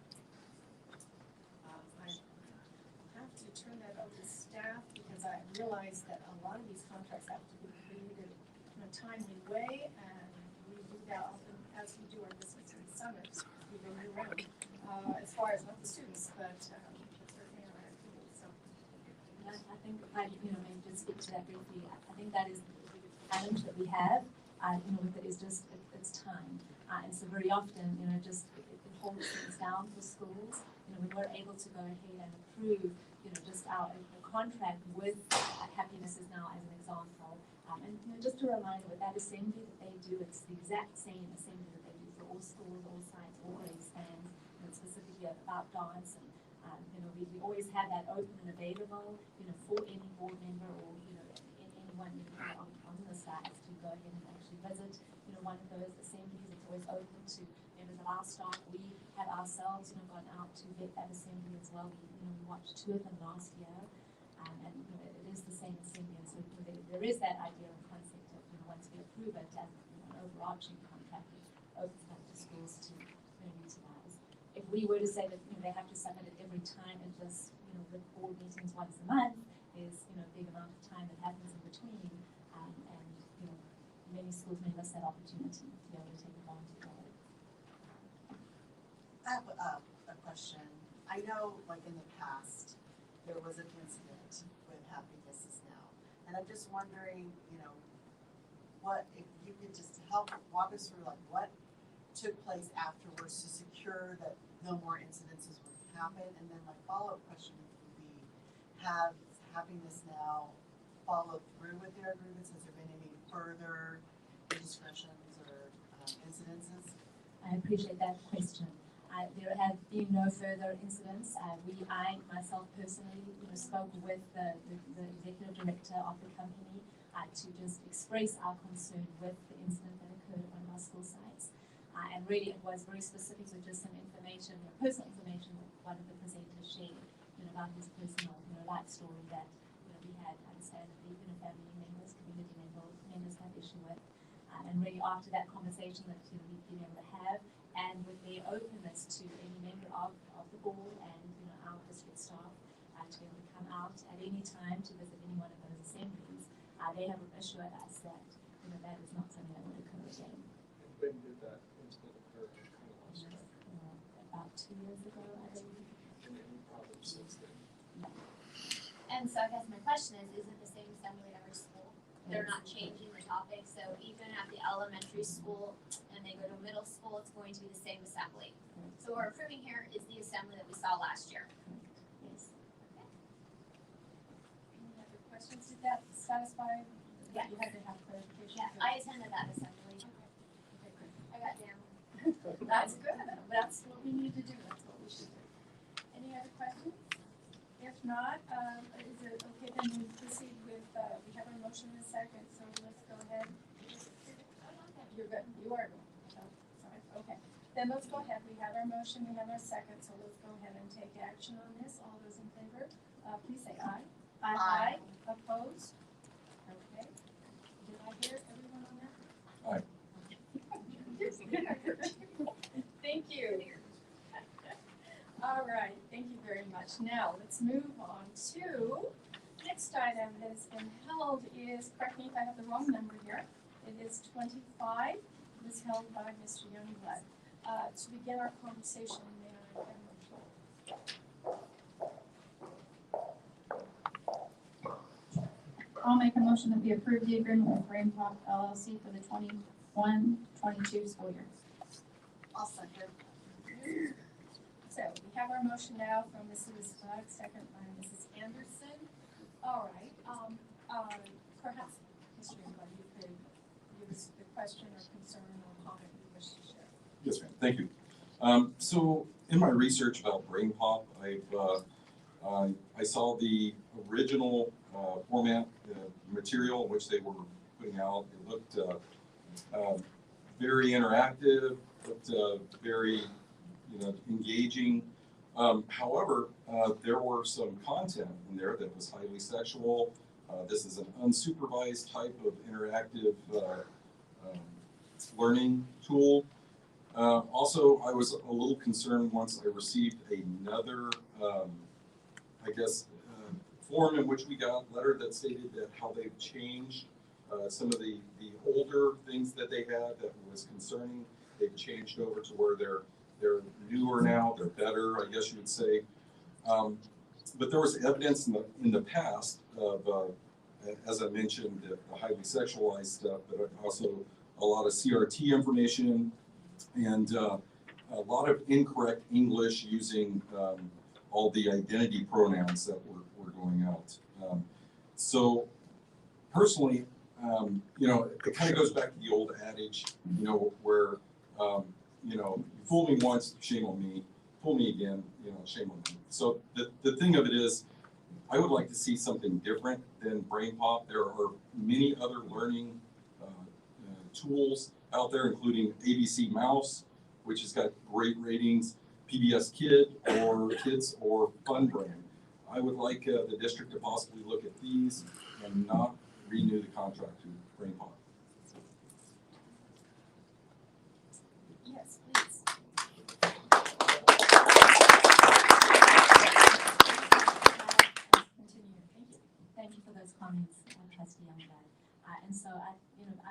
start by, just reiterating the extended period of time and relationship that we've had and partnership that we've had with BrainPop. It's been, I've been, this is 19th year, here at essentially over Linda, and as a former principal, I got to see firsthand the benefit and the value that, some of those interactive videos and games and quizzes that they offer. I got to see that in process and in use in the classroom. And to see how it is able to just really ultimately bring learning to life for the students. It's an incredible tool that our teachers have used for over 10 years. I know that for a fact. And so it's that partnership and that value, added concept that they've been able to bring to our teaching and to the education of our students that we continue to lean on as we look towards extending and expanding our contact activities. They were as well a company who during the closure, they offered their service basically free of charge and extended, all of their availability to all of our students. And it was actually at that time when we became aware of an additional, an add-on. It's BrainPop ELL that they offer. And during, the pandemic, so 18 months of that period of time, that was available to our teachers to utilize with our English learners. And we have seen unbelievable, evidence of their ability to learn and grow in the full, specific language skills that they need to develop as English learners. You're not addressing his concern.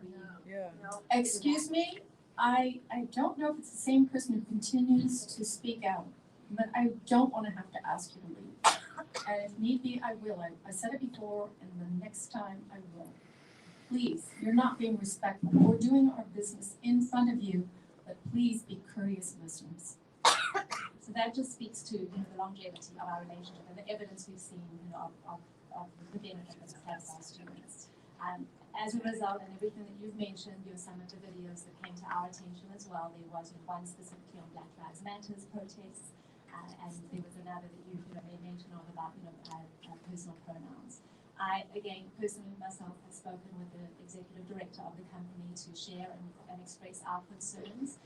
As a result, they have instituted specific safeguards, which now allows, number one, they are going to inform us of any new content that is made available through the platform. So we ourselves, myself and our entire services staff will receive notification on a monthly basis of any new videos that become available, and then we will get to make that decision on whether we're going to add them to the platform. In addition to that, we also have filtering capabilities which we've now made available. And so again, that allows us as a district staff to go ahead and make sure and filter any of the content according to the grade levels. So that way, we're not getting a third grade class, for example, having access to content that is more appropriate, age appropriate for a secondary level student. So really, with those safeguards, we feel very confident that we are able to be able to continue, and it is our hope that yes, obviously at the board, that we would be able to continue to offer that service because we feel so strongly of the benefit and the value that it brings to education for our students and teachers. Thank you, Dr. Adamson. One question though. So you're saying we had a partnership with BrainPop for 10 years, is that correct? We didn't have a partnership at the district level. It was really available. PTAs were purchasing it for these schools, and then we were obviously approving the use of it, but it wasn't a district-wide partnership. It was really just available. The licenses were available at individual schools, but several of our schools have been utilizing it over the past few years. Okay, so a full decade before we figured out that there was some inappropriate material in there. Well, from my understanding, and from what I believe to be true, is that material was only added in recent months, and it really was their ability to be able to address and adapt to current events and correct. We really should have been notified of that one particular video that I got to watch in particular. And again, now that we know about it, we have made those safeguards, and we are confident that we have safeguards in place. Okay, thank you. Would it be correct, though, that Black Lives Matter, which is a more recent occurrence, and the use of particular pronouns, etc., again, is a very recent occurrence, so it wouldn't have gone back 10 years? That is correct, yes. And just for everyone to know too, those videos have been removed completely from our platform at this time as well. So. I have a question regarding this. In the spring, when this video was brought to the attention, if I remember correctly, did Brain Pop say that they would remove it at the time, and it was not? So what they did was they filtered it from our district account. What they did not do was it was still available freely to the public. So there are two different. If you were to log in as a district administrator, such as myself, my account, I was still able to access it. And then if you were to log in from just as an outside user, they have videos freely available. In a shortened amount.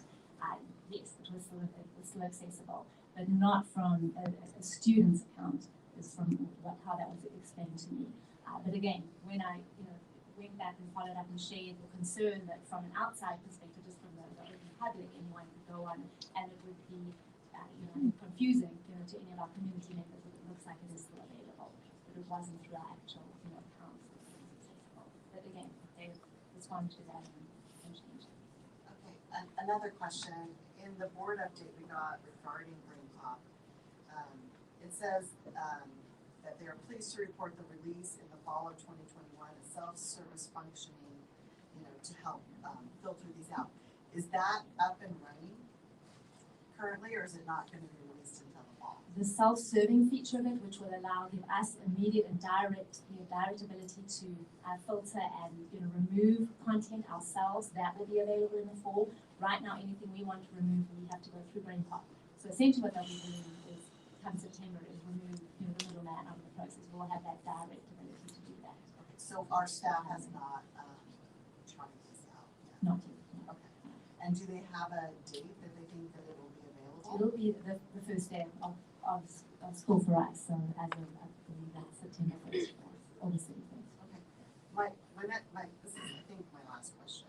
I'm just trying to wrap my head around it. Is there a way that we can try it out before we approve it? Or do we have to approve it, purchase it for $95,000, and then try it out? That's my question. If that would make you feel more comfortable, we can absolutely get that time. Yes, absolutely. So much waste.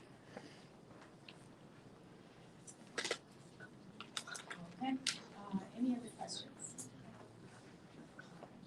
So then what we have is a motion to approve. We can take a vote on that and then go from there. So with that, the item before us is item 25, and it is to approve the agreement with Brain Pop LLC for 2021-22 school year. Again, we have our motion. All in favor, please say aye. Aye. Aye. Opposed? No. Nay. Nay. Okay, motion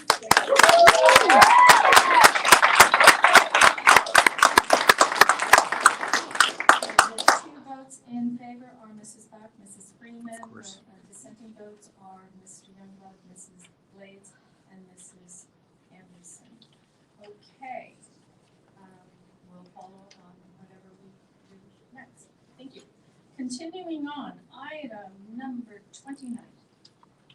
This is held by Mrs. Blades. Again, can I get a subscription, please? A subscription. I was reading the word that's in here on item 29. My mistake. Continuing on, can I get a motion and a second?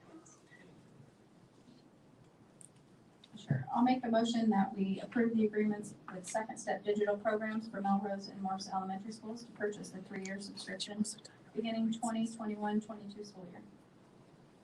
Do I have a second? I'll second. Yeah. All right. Now, Mrs. Blades, could you bring to us your points or concerns and so forth, questions? So this has to do with the social emotional learning, and also I was just kind of curious with this, if as much learning loss as we've had, is this going to be an extra subject taught at school? I've been logging on to these things and I've been looking at them and seeing what it is, and it seems like the way that this is set up, this is actually kind of like another subject that these teachers are going to be incorporating in our schools. And then also too, I think it would be good for our community to know exactly what this would be about and what would be spoken about. And just a good explanation, because there's so many different topics and theories about what this is. And so can we just get an explanation? And then is this going to be taking away class time from the core curriculum? Because a lot of parents are concerned about their kids' learning loss, and is this necessary right now, or over reading, writing? Thank you. Two really good questions. And so second step is essentially it's a character education building program. Again, it's something that we have utilized in several of our schools over the past few years. It teaches core values. And to answer the question, is it going to take the place of additional curriculum? It is in fact designed to be embedded into and built into any curriculum that the teachers are utilizing and delivering in any given day. It's actually designed for really just to be used twice a week for 10 to 15 minute periods. For many teachers, they'll utilize it and do a quick lesson as students are coming back in from recess and lunchtime, and they'll embed it into a writing activity or make it part of their read aloud as that you're just taking that break time as that you're transitioning back into learning time. And so it really is ideally designed to work with your reading program and writing as well, and even your public speaking component that goes along with it. But honestly, it's a minimum of twice a week, maybe 15 minutes at a time, designed to just teach core values to our students. So it's manners and doing the right thing. That's what this will be focused on. Perfect. Thank you for the clarification. Any other questions? Okay, we have our motion and our second on this item. All those in favor, please say aye. Aye. Opposed? Motion is passed unanimously, 5-0. Next item is number 3. I have that hopefully correct. Okay. To begin us to lead us into a conversation, I would like a motion in a second, please. I'll make a motion to approve the 3-year online subscription for Ed Puzzle for Valdez Middle School Academy. A second. Thank you. All right. So with that, Mrs. Hill also gives Blake questions. So my question is that what the description is, it says Ed Puzzle is an easy-to-use platform where teachers can make any video of their lessons. And so my thought and my feelings on this were, where is the oversight for this? Because we are going to this is a 3-year contract, and then we're giving teachers the ability to make their own lessons, and then it's also able to be shared from other districts and other areas. And so I know that there's a lot of concern in our community about stigma in the curriculum and knowing what's going on in the classroom. And so for me, I would not mind approving something like this because it seems like it could be a great program. But my concern about approving it tonight is that we don't have any oversight as to how the district looks at this and approves it. It just kind of seems like we can throw anything into the classroom. And so that's my concern with this. So Ed Puzzle is just, it's a really it's a creative, means and ways again for students to learn and bring learning to life. The unique thing about Ed Puzzle is it allows for teachers the ability to actually create a video of their lesson, and they can turn it into even kind of a fun, a formative assessment, a quiz, for example. And so there's the creative component of it. I think as far as the oversight of this is particular. This is a request by Valdez, and our director of middle school, Mr. Carmona, has spoken directly with Mr. Garcion, and he has very assured that he will be providing that oversight, and teachers will be submitting samples of the specific videos that they're creating and intending to utilize as well. So it will be overseen by the school principal. But could we get district oversight? Could we move this to next month and see if we can get some district oversight? Is that possible? And when you say district oversight, you're wanting us to. Or can it come to the middle? Can it come to Mr. Carmona to be reviewed, just to ensure that our parents know what's going on in their classrooms? Well, we can absolutely, maybe get some samples of those lessons, that are being utilized to have an idea of the content of that. as far as every single lesson that's being created, something like that. I think that would just be very time intensive. But we can absolutely put something in place where we're getting samples that even on a monthly basis to get a sense of how it's being utilized, and then maybe even samples that we could even share more updates with you as a board, so that way you have those things there. The most appropriate day-to-day oversight really is for the principal secretaries, but we can actually absolutely have that expectation that we work with as they come on a regular basis. How many of these do we anticipate that they use a day? It just varies, teacher to teacher. I would say maybe it's been utilized, once a week, once every 2 weeks in some cases. Some teachers may do it more than that. Obviously it's time consuming. It's not going to be something they're going to be utilizing every day because there's not going to be time for that. It's a more, extended lesson that they have that ability to do. But again, the benefit of it is it's another creative way of, bringing learning to life and the students together.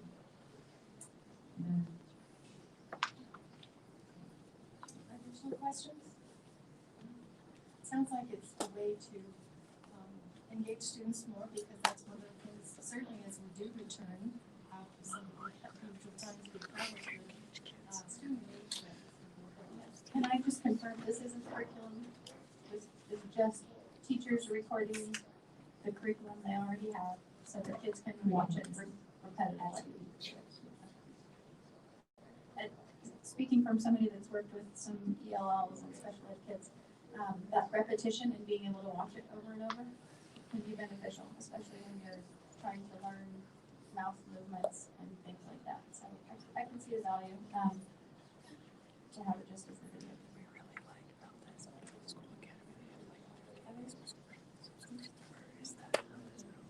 Student board member?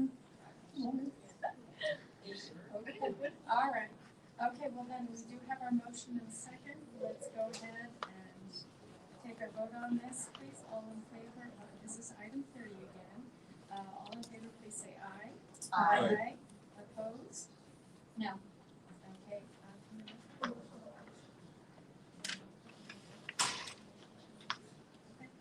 All right, so just checking that the maker of the motion can oppose the same motion, but yes, you can. Just following the Robert's rule, and that's all, just making sure we're on task.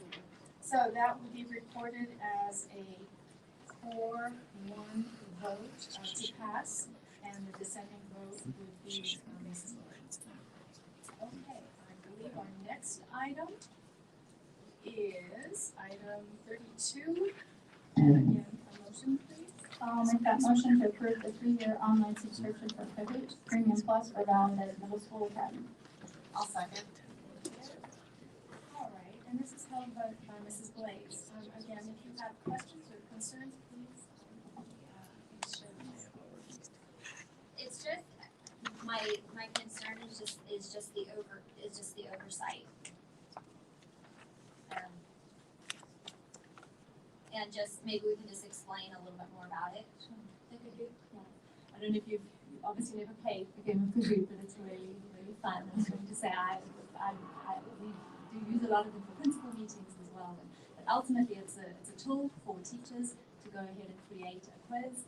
They turn it into a game. And so if I'm a teacher and I'm utilizing it, I'm going to go ahead and select, it could be as a means of reviewing material for an upcoming quiz or test. 10 questions, put them into, enter them into the actual program itself, and it really then turns into a game. And so now all of a sudden you've got a review, and your students, it's a competitive way of them to be able to kind of test their knowledge, and it really just it turns the quiz into a game, is essentially what it is. But it's fun because it's online, it's got music that goes with it, and it's a 10-minute, unbelievably interactive review. But it also gives teachers immediate feedback by a student. Each student has basically like a remote control. Right.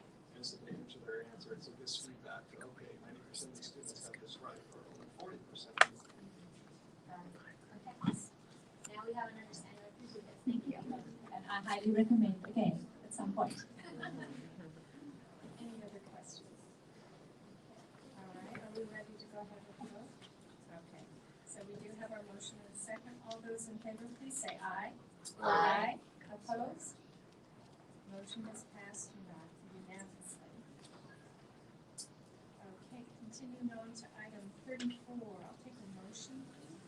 I'll make a motion to approve the 3-year online subscription with Clever Prototypes, LLC, for Valdez Middle School Academy. I have a motion from Mrs. Anderson, second by Mrs. Buck. This is held by Mrs. Blades. If you would share what your questions might be. I've held a lot of things tonight. Thank you for your patience. I just wanted to make sure, and some of the questions from the community was, is this going, this is a social studies curriculum. So is this goes along with our district approved curriculum, or is this able to be used for anything? It really could be for anything. I know it's advertised as something specific for, social studies, but it's really specific to helping students with the concept of storytelling. And so it really could be part of English language arts even, the teachers can use it in whatever creative way they want to. But again, it's so interactive in the sense that students are able to go in and, it allows them to drop and, copy and paste, different images and, content to really create their own story and tell, a lesson in history it could be, or, do the retelling of a story of a novel that they've read. And, often we are seeing it used with teachers if they do it as a, again, public speaking, component where students will do a little presentation of it.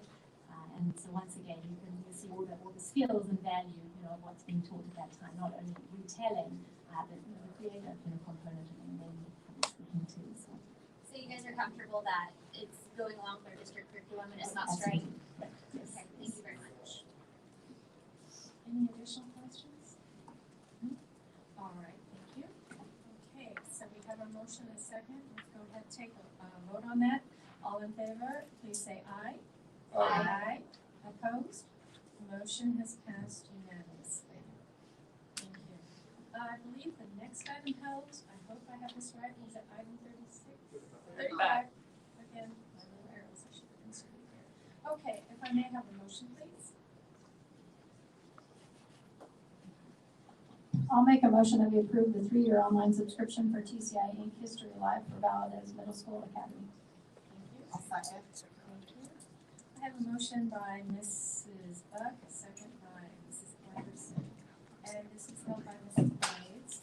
If you would perhaps share questions or concerns you may have. The other concern was the oversight with the teachers, the interactive video-based lessons, and the fact that it was, again, coming from other districts, other teachers, other schools. And so I just wanted to, it was just about oversight, and I just want to make sure that we know what this is, and that our community knows what this is, and that we're on top of it. Absolutely. And we will have the same safeguards in place that we did for puzzle as well. So. Thank you. That's correct. I had a community member asking about this particular one because I guess they got a little bit of a checkered past. I don't know a whole lot about it, but I guess there was some inappropriate material that was presented at one point. I don't know if that has changed, but that was one of the concerns in which I had. And if this is one, one has to get a little bit more information on, for you to be able to present, in time for the next board meeting, yes, we can do so. I appreciate it. Thank you. I have a question. This is a new online program, correct? This is not the old History Alive textbook, is that correct? It is, it's online and interactive, yes, absolutely.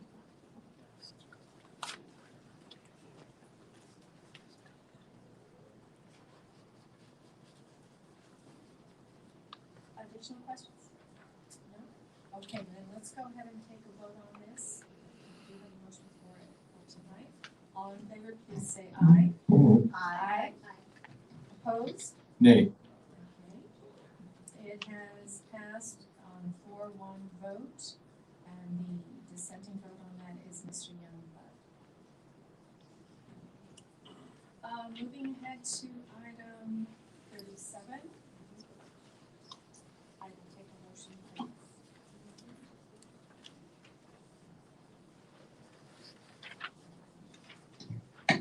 I make a motion to approve the 3-year online subscription for Ed Puzzle for Kramer Middle School. Second. Thank you. I have a motion from Mrs. Blades and a second by Mrs. Buck. This is held by Mrs. Bates. If you have questions, this is where you want to go ahead and share those, please. Again, it's the oversight. Can we explain what Edpuzzle is? And can we just explain it to our community?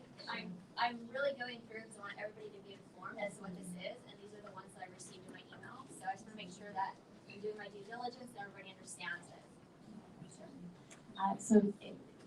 News ELA or News ELA, some people refer to it now, it's very specific to, I'm sorry. It's okay, there's a lot on here. This is specific to, it takes content, and very often it is, specific to social, studies, content, but also current events, and really this allows students to once again, just engage creatively in a hands-on, manner. They have that ability to even create some of their own lessons and turn those into videos as well. I think, again, that the unique piece, with this particular program is that it again allows for teachers to really turn it into a little bit more of a formative assessment piece. So again, it gives them that data on, have students captured and have they learned the content that's been delivered.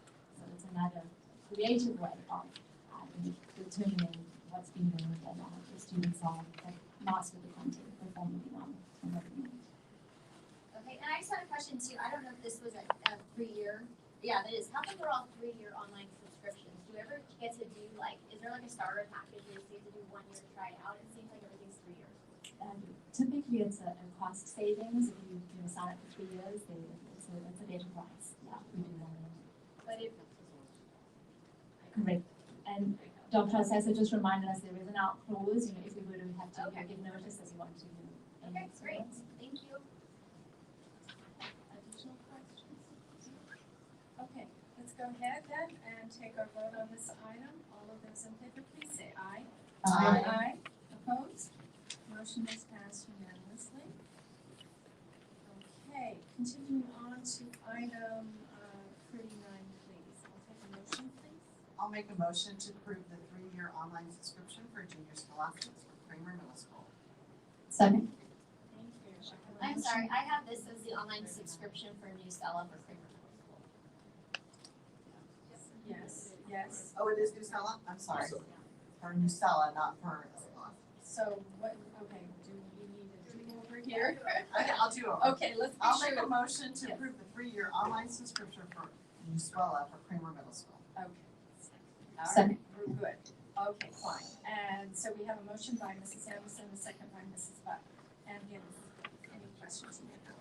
Yeah, I looked up this because this was another issue, and what I saw in there was a lot of articles had to do with social justice, LGBTQ. There's a lot of things on there that the parents were very concerned about that they didn't think was appropriate to be learning in the classroom in school, which that was when they as a parent couldn't answer the question to a student, and they were worried that they might have to be writing about that.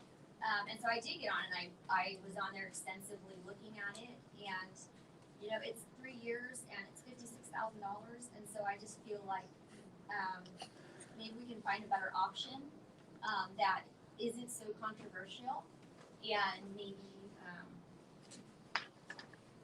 I don't know. I just think it could be problematic. So I guess I'm trying to play offense. I think this is one that we would also, ask for the opportunity to be able to gather more information on. I do believe that this is something another chance for us to reach out to the executive director and ask for maybe similar filters that we have in place with some of the other programs that we're utilizing. I just think for our community members here, the benefit with New Zealand that again it just makes it unique is the sense that it does deal with some current events within reason that aligns with the content. But what it allows is for teachers to go ahead and take certain articles and really be able to align it to the teaching level of the students in their class. And so it can be, if you've got a reader who's more advanced and at about grade level, and you're going to the speaking and other ability to do so. But I hear the concern, and if you let us just gather more information to come back to you with that before the next board meeting, we can absolutely do that. So when you say it makes the news article grade level, so if say I was an 8th grade student and I was giving this article, but I could only read like a 4th grade level, it would still be the same information, but it'd be using words and things that I could read. Is that correct? That is correct, yes, that is correct. And I just, as far as current events, and I know that's a controversial, topic right now, there is a concern about what our students are being exposed to. I just remind us that as part of the standards that we're teaching, we are, our teachers are expected to be able to put, content and expose students to content to really develop their critical thinking. But at the same time, we know that we've got to do that in the manner that it is. We're not teaching, that's unbiased. We're not teaching one way or the other. But at the same time, any content that is taught is aligned to our curriculum. But again, this does allow for another version, another option in ways to do it. Further questions? So you could really perhaps phrase it that in some of these, utilizing this in the school level, it's teaching about topics, not teaching by virtue that we're trying to share information and relate to persuade. It's really an awareness to teach us about different All right, any other questions? If not, we have a motion. We'll go ahead and take our vote on that, please. All in favor? Please Madam say. President, real quick, so, one more time, explain it's teaching about current topics, is that using it in whatever format that is age appropriate? Is that how I understand it? Correct, yes. So it'll turn an article into, allow teachers to take an article and put it into a different lexile level. So you could have the same article and make it applicable to a 4th grade reading level, but then also, work with it so it's also applicable to the 10th grade reading level at the same time. So you have different versions of the same article depending on the different variation of level. And this is controlled by the teacher themselves, so they're pulling from whatever current situation is, and they're able to expand it or make it more malleable for the child. Is that what I understand? Correct. Yes. But the content that they're using, it's not going to just be random content. It's going to be something that aligns with the lesson that they're teaching. They may have the newsletter to be able to go ahead and You don't search know. for You don't. Yeah, I do. article or content that You can aligns say with that all that you lesson. want, it's not true. It is true. Thank you. That's great. Again, before we take our vote, I disappointingly ask for respect and silence as a format like this. Okay. We have other schools in our district that use it, correct? Yes. And have we had any inappropriate uses of this that have been reported? Not that I'm aware of, no, and I believe I would know about it at this point, so no. Thank you. And that is a good point, because if you have had information come to you, by all means, direct them also to staff so that they can get right on that. Okay, all right, now, let's go ahead and take a vote on this. All those in favor, please say aye. Aye. Opposed? Nay. Okay, motion passes on a 3-2 vote. The dissenting votes on that would be Mrs. Blades and Mr. Youngblood. Okay, moving on to item 43. May I have a motion, please? I'll make a motion that we approve district membership in the California School Boards Association and the California School Boards Association Education Legal Alliance for the 2021-22 school year. I'll second. Thank you. I have a motion from Mrs. Buck and a second by Mrs. Anderson. This is held by Mrs. Blades. And if you would please share your questions and concerns. I wish to not renew with the CSBA. Basically, this last year they've been supporting bills in the Senate that is giving less transparency to parents for curriculum and into our schools. Also, the resolution that had anti-cop rhetoric also came from the CSBA. And I feel like the $23,661 that is our membership fee to be in there is not giving us really anything. That's kind of just taking our money, because if we attend any conferences, if we go to any classes, we still have to pay. And I just feel like there's something better out there than this. And I also, we only got this on Thursday, so I started to like research a little bit. And I was also told that the OC Department of Education is also seriously considering pulling out the CSBA as well. So I feel like if we can hold the vote to get more information to see what our other options are, because on the next page, number 70, to get the online access to the reference policy manual, sample policies, regulations, bylaws, all of the stuff that we probably would need, that's an additional $5,300. And I just feel like we could probably do this on our own. You can log on. I logged on not as a member of the CSB, but just as a normal person. And I was able to pull up what our emails we're getting every day. And I also was able to log on to their Twitter, and I compared, and what was on their Twitter and their social media was exactly what we were getting in our emails. So I just feel like if we're gonna be fiscally responsible, I just don't feel like this is something that's fiscally responsible. And I also don't feel like them supporting something that gives parents lack of transparency in our schools and curriculum, and then also the anti-cop rhetoric. It's just not something that I feel personally that represents my values or the values of our community.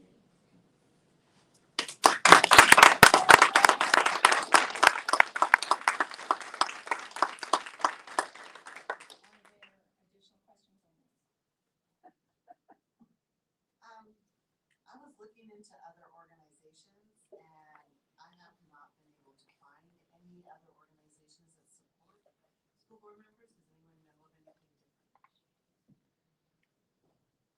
I know nothing. The only thing I could find was this California local elected officials, but it's kind of like it's a thought. They haven't done anything yet to go forward. I kind of look at CSBA kind of in a mixed bag. They represent a diverse state and a diverse population, and pretty much in everything I see, there's stuff that I agree with, and then there's stuff that I disagree with. And I also don't believe that we should just live in a vacuum where we only hear things we agree with.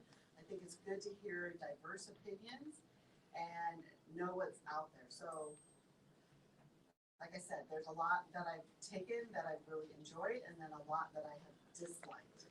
And I look at it kind of as a mixed bag. But I don't really see another option at this time that would support us. And I've attended several seminars that have been free, that have been offered online, and education, stuff. And well, those you pay for. And I think, it's just a help to help us be more effective leaders. They teach us the kind of like the roadmap of where to go and how we can be effective leaders in the system that we have been given. I mean, just every government issue has parameters, and I think they do a good job of showing us kind of where our lines are and where our parameters are, what we can, how we can affect change and do that. I don't always think we have to listen to their political views. I think we are all smart and intelligent people, and we can filter out as a school board member. I was thinking about this because I too got several emails on it, and I was thinking back to my college philosophy class that I took, and I never knew where my teacher stood in philosophy. We would go to a class and we'd have a discussion, and you had to argue your point, and he would argue are you totally against this? And then somebody else would have an opposing view, and he would just switch on a dime. And I think that's kind of where I see CSBA is kind of that balance where you can read this view and then you can read this opposing view. And I've seen them support things that I agree with, and I have seen them support things that I don't agree with. But I think as an individual, we can make those choices ourselves. You know, we're not children. We're not being indoctrinated. We can make those decisions and take the information that we want and leave the information that we don't want at the side of the door. And so that's kind of how I feel about the School Board Association.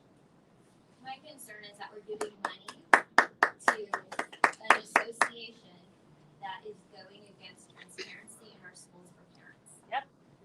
Yep.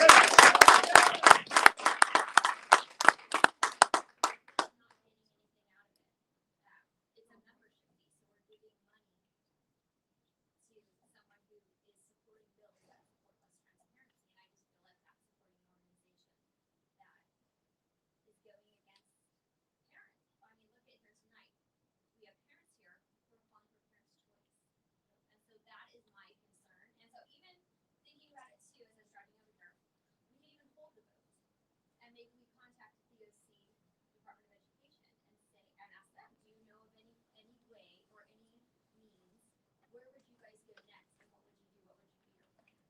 We could hold the vote for a month and let us investigate this before we renew. I mean, I'm sure we can renew it every time. Yep.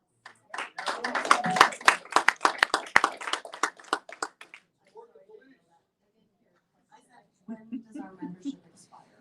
Do you know the date, Ms. Newton, on when our membership is actually up? Or was it with the school year? I think it's in the school year. I'm not positive, but they send us the renewal. It's for this, so this would be for the 21-22 school. So would it officially start when our school year begins in August or? July 1. July 1. And I believe there's already some offerings that have begun to come through that lead up to, as well as you say, webinars and other things to help in board presidents and so on and so forth. So it's, of course, that often happens in December, but there's a lot of things that are already on the docket. I did do some research in advance because Carrie and I both serve as delegates to the CSBA Delegate Assembly. And there's what, about 260 or some like that many delegates. Seem like it's fewer, but anyway, it's a lot. I just want to comment to what you have said, Mrs. Anderson, and it's true. There are differing opinions offered when we attend the Delegate Assembly. It is not one voice. It is many voices with differing views, and those are certainly heard. So it's not what I might say is a lockstep kind of approach. It is a way in which we as school districts, here we're in Region 15 here in our county, I think we are the largest delegation in the state of all the regions. And we've actually produced several different board or CSBA presidents to that organization. So Orange County has really had its opportunity and continues to have opportunities to give voice to the different views that are out there among school board members and school boards as units. As far as membership right now, there's over 1,000 school districts in the state. Several people were out of the office, so I've been trying to track down the exact numbers, but the closest I got was from a regional director, Meg Katuli, who is a board member in Los Alamos, so she's director for our region. It's about 97% of the school districts that belong to CSBA. Those that aren't tend to be very small rural districts, which we do not compare in any way. Also, all members, including the Board of Education in our county, do belong currently to CSBA. appreciated organization because, as you said, there really isn't another entity out there that can provide the training, whether it be to us as individual board members as we go to our annual conference in December, and we as board members, we have days worth of conference course choices that run the gamut as far as types of information that is there for us to go and interact with other board members throughout the state. And again, it's very clear, we all don't think the same throughout the state and throughout individual boards, and that's fine, that's okay. We would no longer have a voice at that table to bring our issues from our district if we no longer belong. We will no longer belong as delegates, that was verified by influence today. If we do not belong to CSBA, and I do have paperwork to, some of their things that got printed out, it's an exclusive opportunity that as members of CSBA that we have to have the services of Canada. The time and the time which equals money ultimately, and the way in which we, if we were to do our own creation and updating and revision and so forth of board policies without Gamma would be beyond strenuous. Because and the cost of legal alone would way exceed this if we were trying to create and update and be current with all laws, because the laws continue to change all the time. And I hear your point about things that they may support that aren't what you want to support. But likewise, they do support in other ways that make fundamental differences. And one of those that was pointed out to me by Meg Cutuli was that recently CSBA negotiated a reduction in the unemployment rate that is put on the shoulders of school districts, and that's huge for us. Another one that in some of the literature that came through today, because part of that membership on the first of the two items, I think, is the legal alliance, and that's why that total is as it shows. And the legal alliance works for all school boards, but it will work if we had something, they would be here to help us too.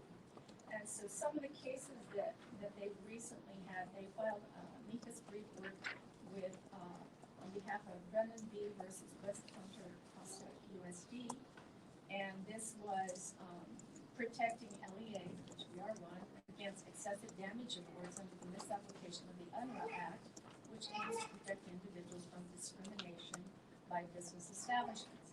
Another one is CP versus Walnut, CP, maybe it's CP, I'm not sure what it's read, Walnut versus Fremont Unified, ensuring LEAs can expect appropriate developer fees to bill and modernize our schools. Another is Crawford versus Commission on Professional Competence, Veruca Unified School District. And again, protecting LEA's ability to make appropriate school staffing decisions when staff displays immoral conduct. Okay, and the last one I'll share is Gordon versus LAU SD, fighting unreasonable attorney fees in special education litigation against LEAs. And that's a very big one up and down the state. The cost for litigation and special ed is a big hit.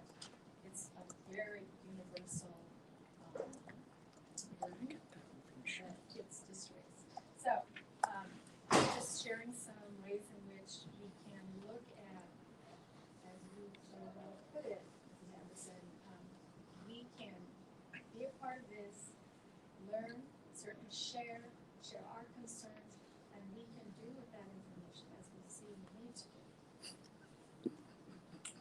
President Freeman, real quick, so let me get this straight. The gamut that you're talking about, the online renewal portion of Gambit, if we were not part of the CSBA, if we decided to change our membership, right, get it all together, would we still have access to the online? No, and in fact, let me find where that says. Access to Gamut Policy Plus, and meetings is a benefit exclusive to CSBA members. Thank you. So would it be unreasonable to hold our vote for another month and talk to the Department of Education? Because I mean, I'm hearing from a lot of reliable sources that they're seriously considering pulling out. So if the OC Department of Education is seriously considering pulling out, I mean, maybe they have a plan. Since I know of none, and if anyone else has any ideas in terms of any other entity, there isn't. The only other thing I can think of, which CSBA withdrew from for a period of time, was the National School Board Association. But those are, when they have their meetings, they're all around the United States. I've only been to one, and that's one years ago in San Francisco, because that was more feasible, less costly to travel there, etc. And frankly, their issues rise way above many times the issues that are most important for us here in our state, because they then go to a national level. And we usually are most concerned with what we're dealing with our laws and so forth right here. So, but as far as what the Orange County School Board decides to do, I don't personally believe that has any bearing on what we decide to do as to how we see the needs. And so when you're talking about all the stuff that they've been doing, won't that still affect us negatively or positively regardless if we're in or not? Because it's going to be like state law with the schools and. What the CSBA can do is like any other lobbyist, they do share information and they do visit with the legislators, which we also have the opportunity with, again, opportunities provided through CSBA for us to be part of Legislative Action Day, which is annual. We recently won that. We always have that opportunity. Right, what I was asking is when you were talking about all these cases, like, and the positive outcomes or the negative outcomes, regardless if we're a member or not, our school district will still be impacted both positively and negatively, regardless if we're members or not. That could be true. But also our school district won't have a voice because we have representation and we won't have a voice to do it. And I was thinking, I was like, okay, so what did they lobby for recently? And recently they lobbied on behalf of, during the budget process, so that we would not have deferrals. Because the governor in his original budget, he had that, we were gonna still get our deferrals from last year, and our money was gonna be postponed. And CSBA lobbied so that they would pay all of the back dues money now, so that we could have the money in our pockets and spend it, versus waiting. When was it coming, Mr. Giordano, like December? If I remember correctly? February through June would be deferrals, and it was to be postponed for another year. They would be coming in the months of, I think it was July through November. Of next year. And so they lobbied for behalf of all of us so that we could get our full funding now, and we wouldn't have to wait till next year to get that. So that's why I say that there's some things that are good and some things that I disagree with. But I'm gonna have to stop.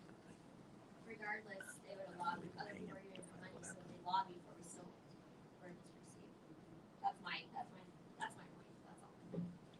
Unless there's other things that I just wanted to add, just the legislative action piece, and it really is bringing our voice to the table. And so I have the opportunity as any board member, if we don't have to be a delegate, any of us can participate in legislative action day. And it really is getting together with other board members to talk about what's happening specifically in Orange County, or specifically what's happening with that legislator's area. So we met with Philip Chen and all of our assembly members that touch this district, which are a number of them. Our state senator, occasionally we get a chance to lobby with our federal representatives. So it really allows us to get together and bring a discussion that impacts Orange County and impacts us specifically, that doesn't impact maybe other parts of the state. And it allows our legislators to not only hear from just us, because we can one-on-one go in and talk to them, but when you bring 20 of them to the table and we all are saying the same thing, like broadband access is one of those that they advocated for this year and that we received. We received more access to that, but that's because our voice has to be heard. There's so many voices around the state, and fortunately, we have this opportunity to be able to bring our voices together so that it has a larger impact. Philip Chin, our assembly member, was a school board member before. He and I both were elected at the same time and went through CSBA classes together. So it also builds those relationships as time goes on, because people might move from one position to the other, but you're building those initial relationships so that now I can reach out to him and say, hey, we're having this issue, can you help advocate for us? And he can do that. So it really has, over time, being a part of this has helped us be a stronger district and allowed us to work with others and find best practices and work with them. I would propose that since we've had a lot of opportunity, let's go ahead and take our vote on the motion that has before us, and then we'll proceed from there. All right, so we do have our motion and second on this item. Now I'm speaking of item 43, which is membership in the CSBA and the Legal Alliance. All those in favor, please say aye. Aye. Opposed? No. Okay, it's a 4-1 passage of the measure, and the dissenting vote was Mrs. Blades. Item 44, may I take a motion and a second? I think we could have put 43 and 44 together because they began with the online. Well, we have to do it separately since you held them separately. So let's go ahead and take a motion and second on this, please. I make a motion to approve the renewal of Sorry guys, I gotta go. online subscription for the 2020. Good night, thanks for watching. I'll second.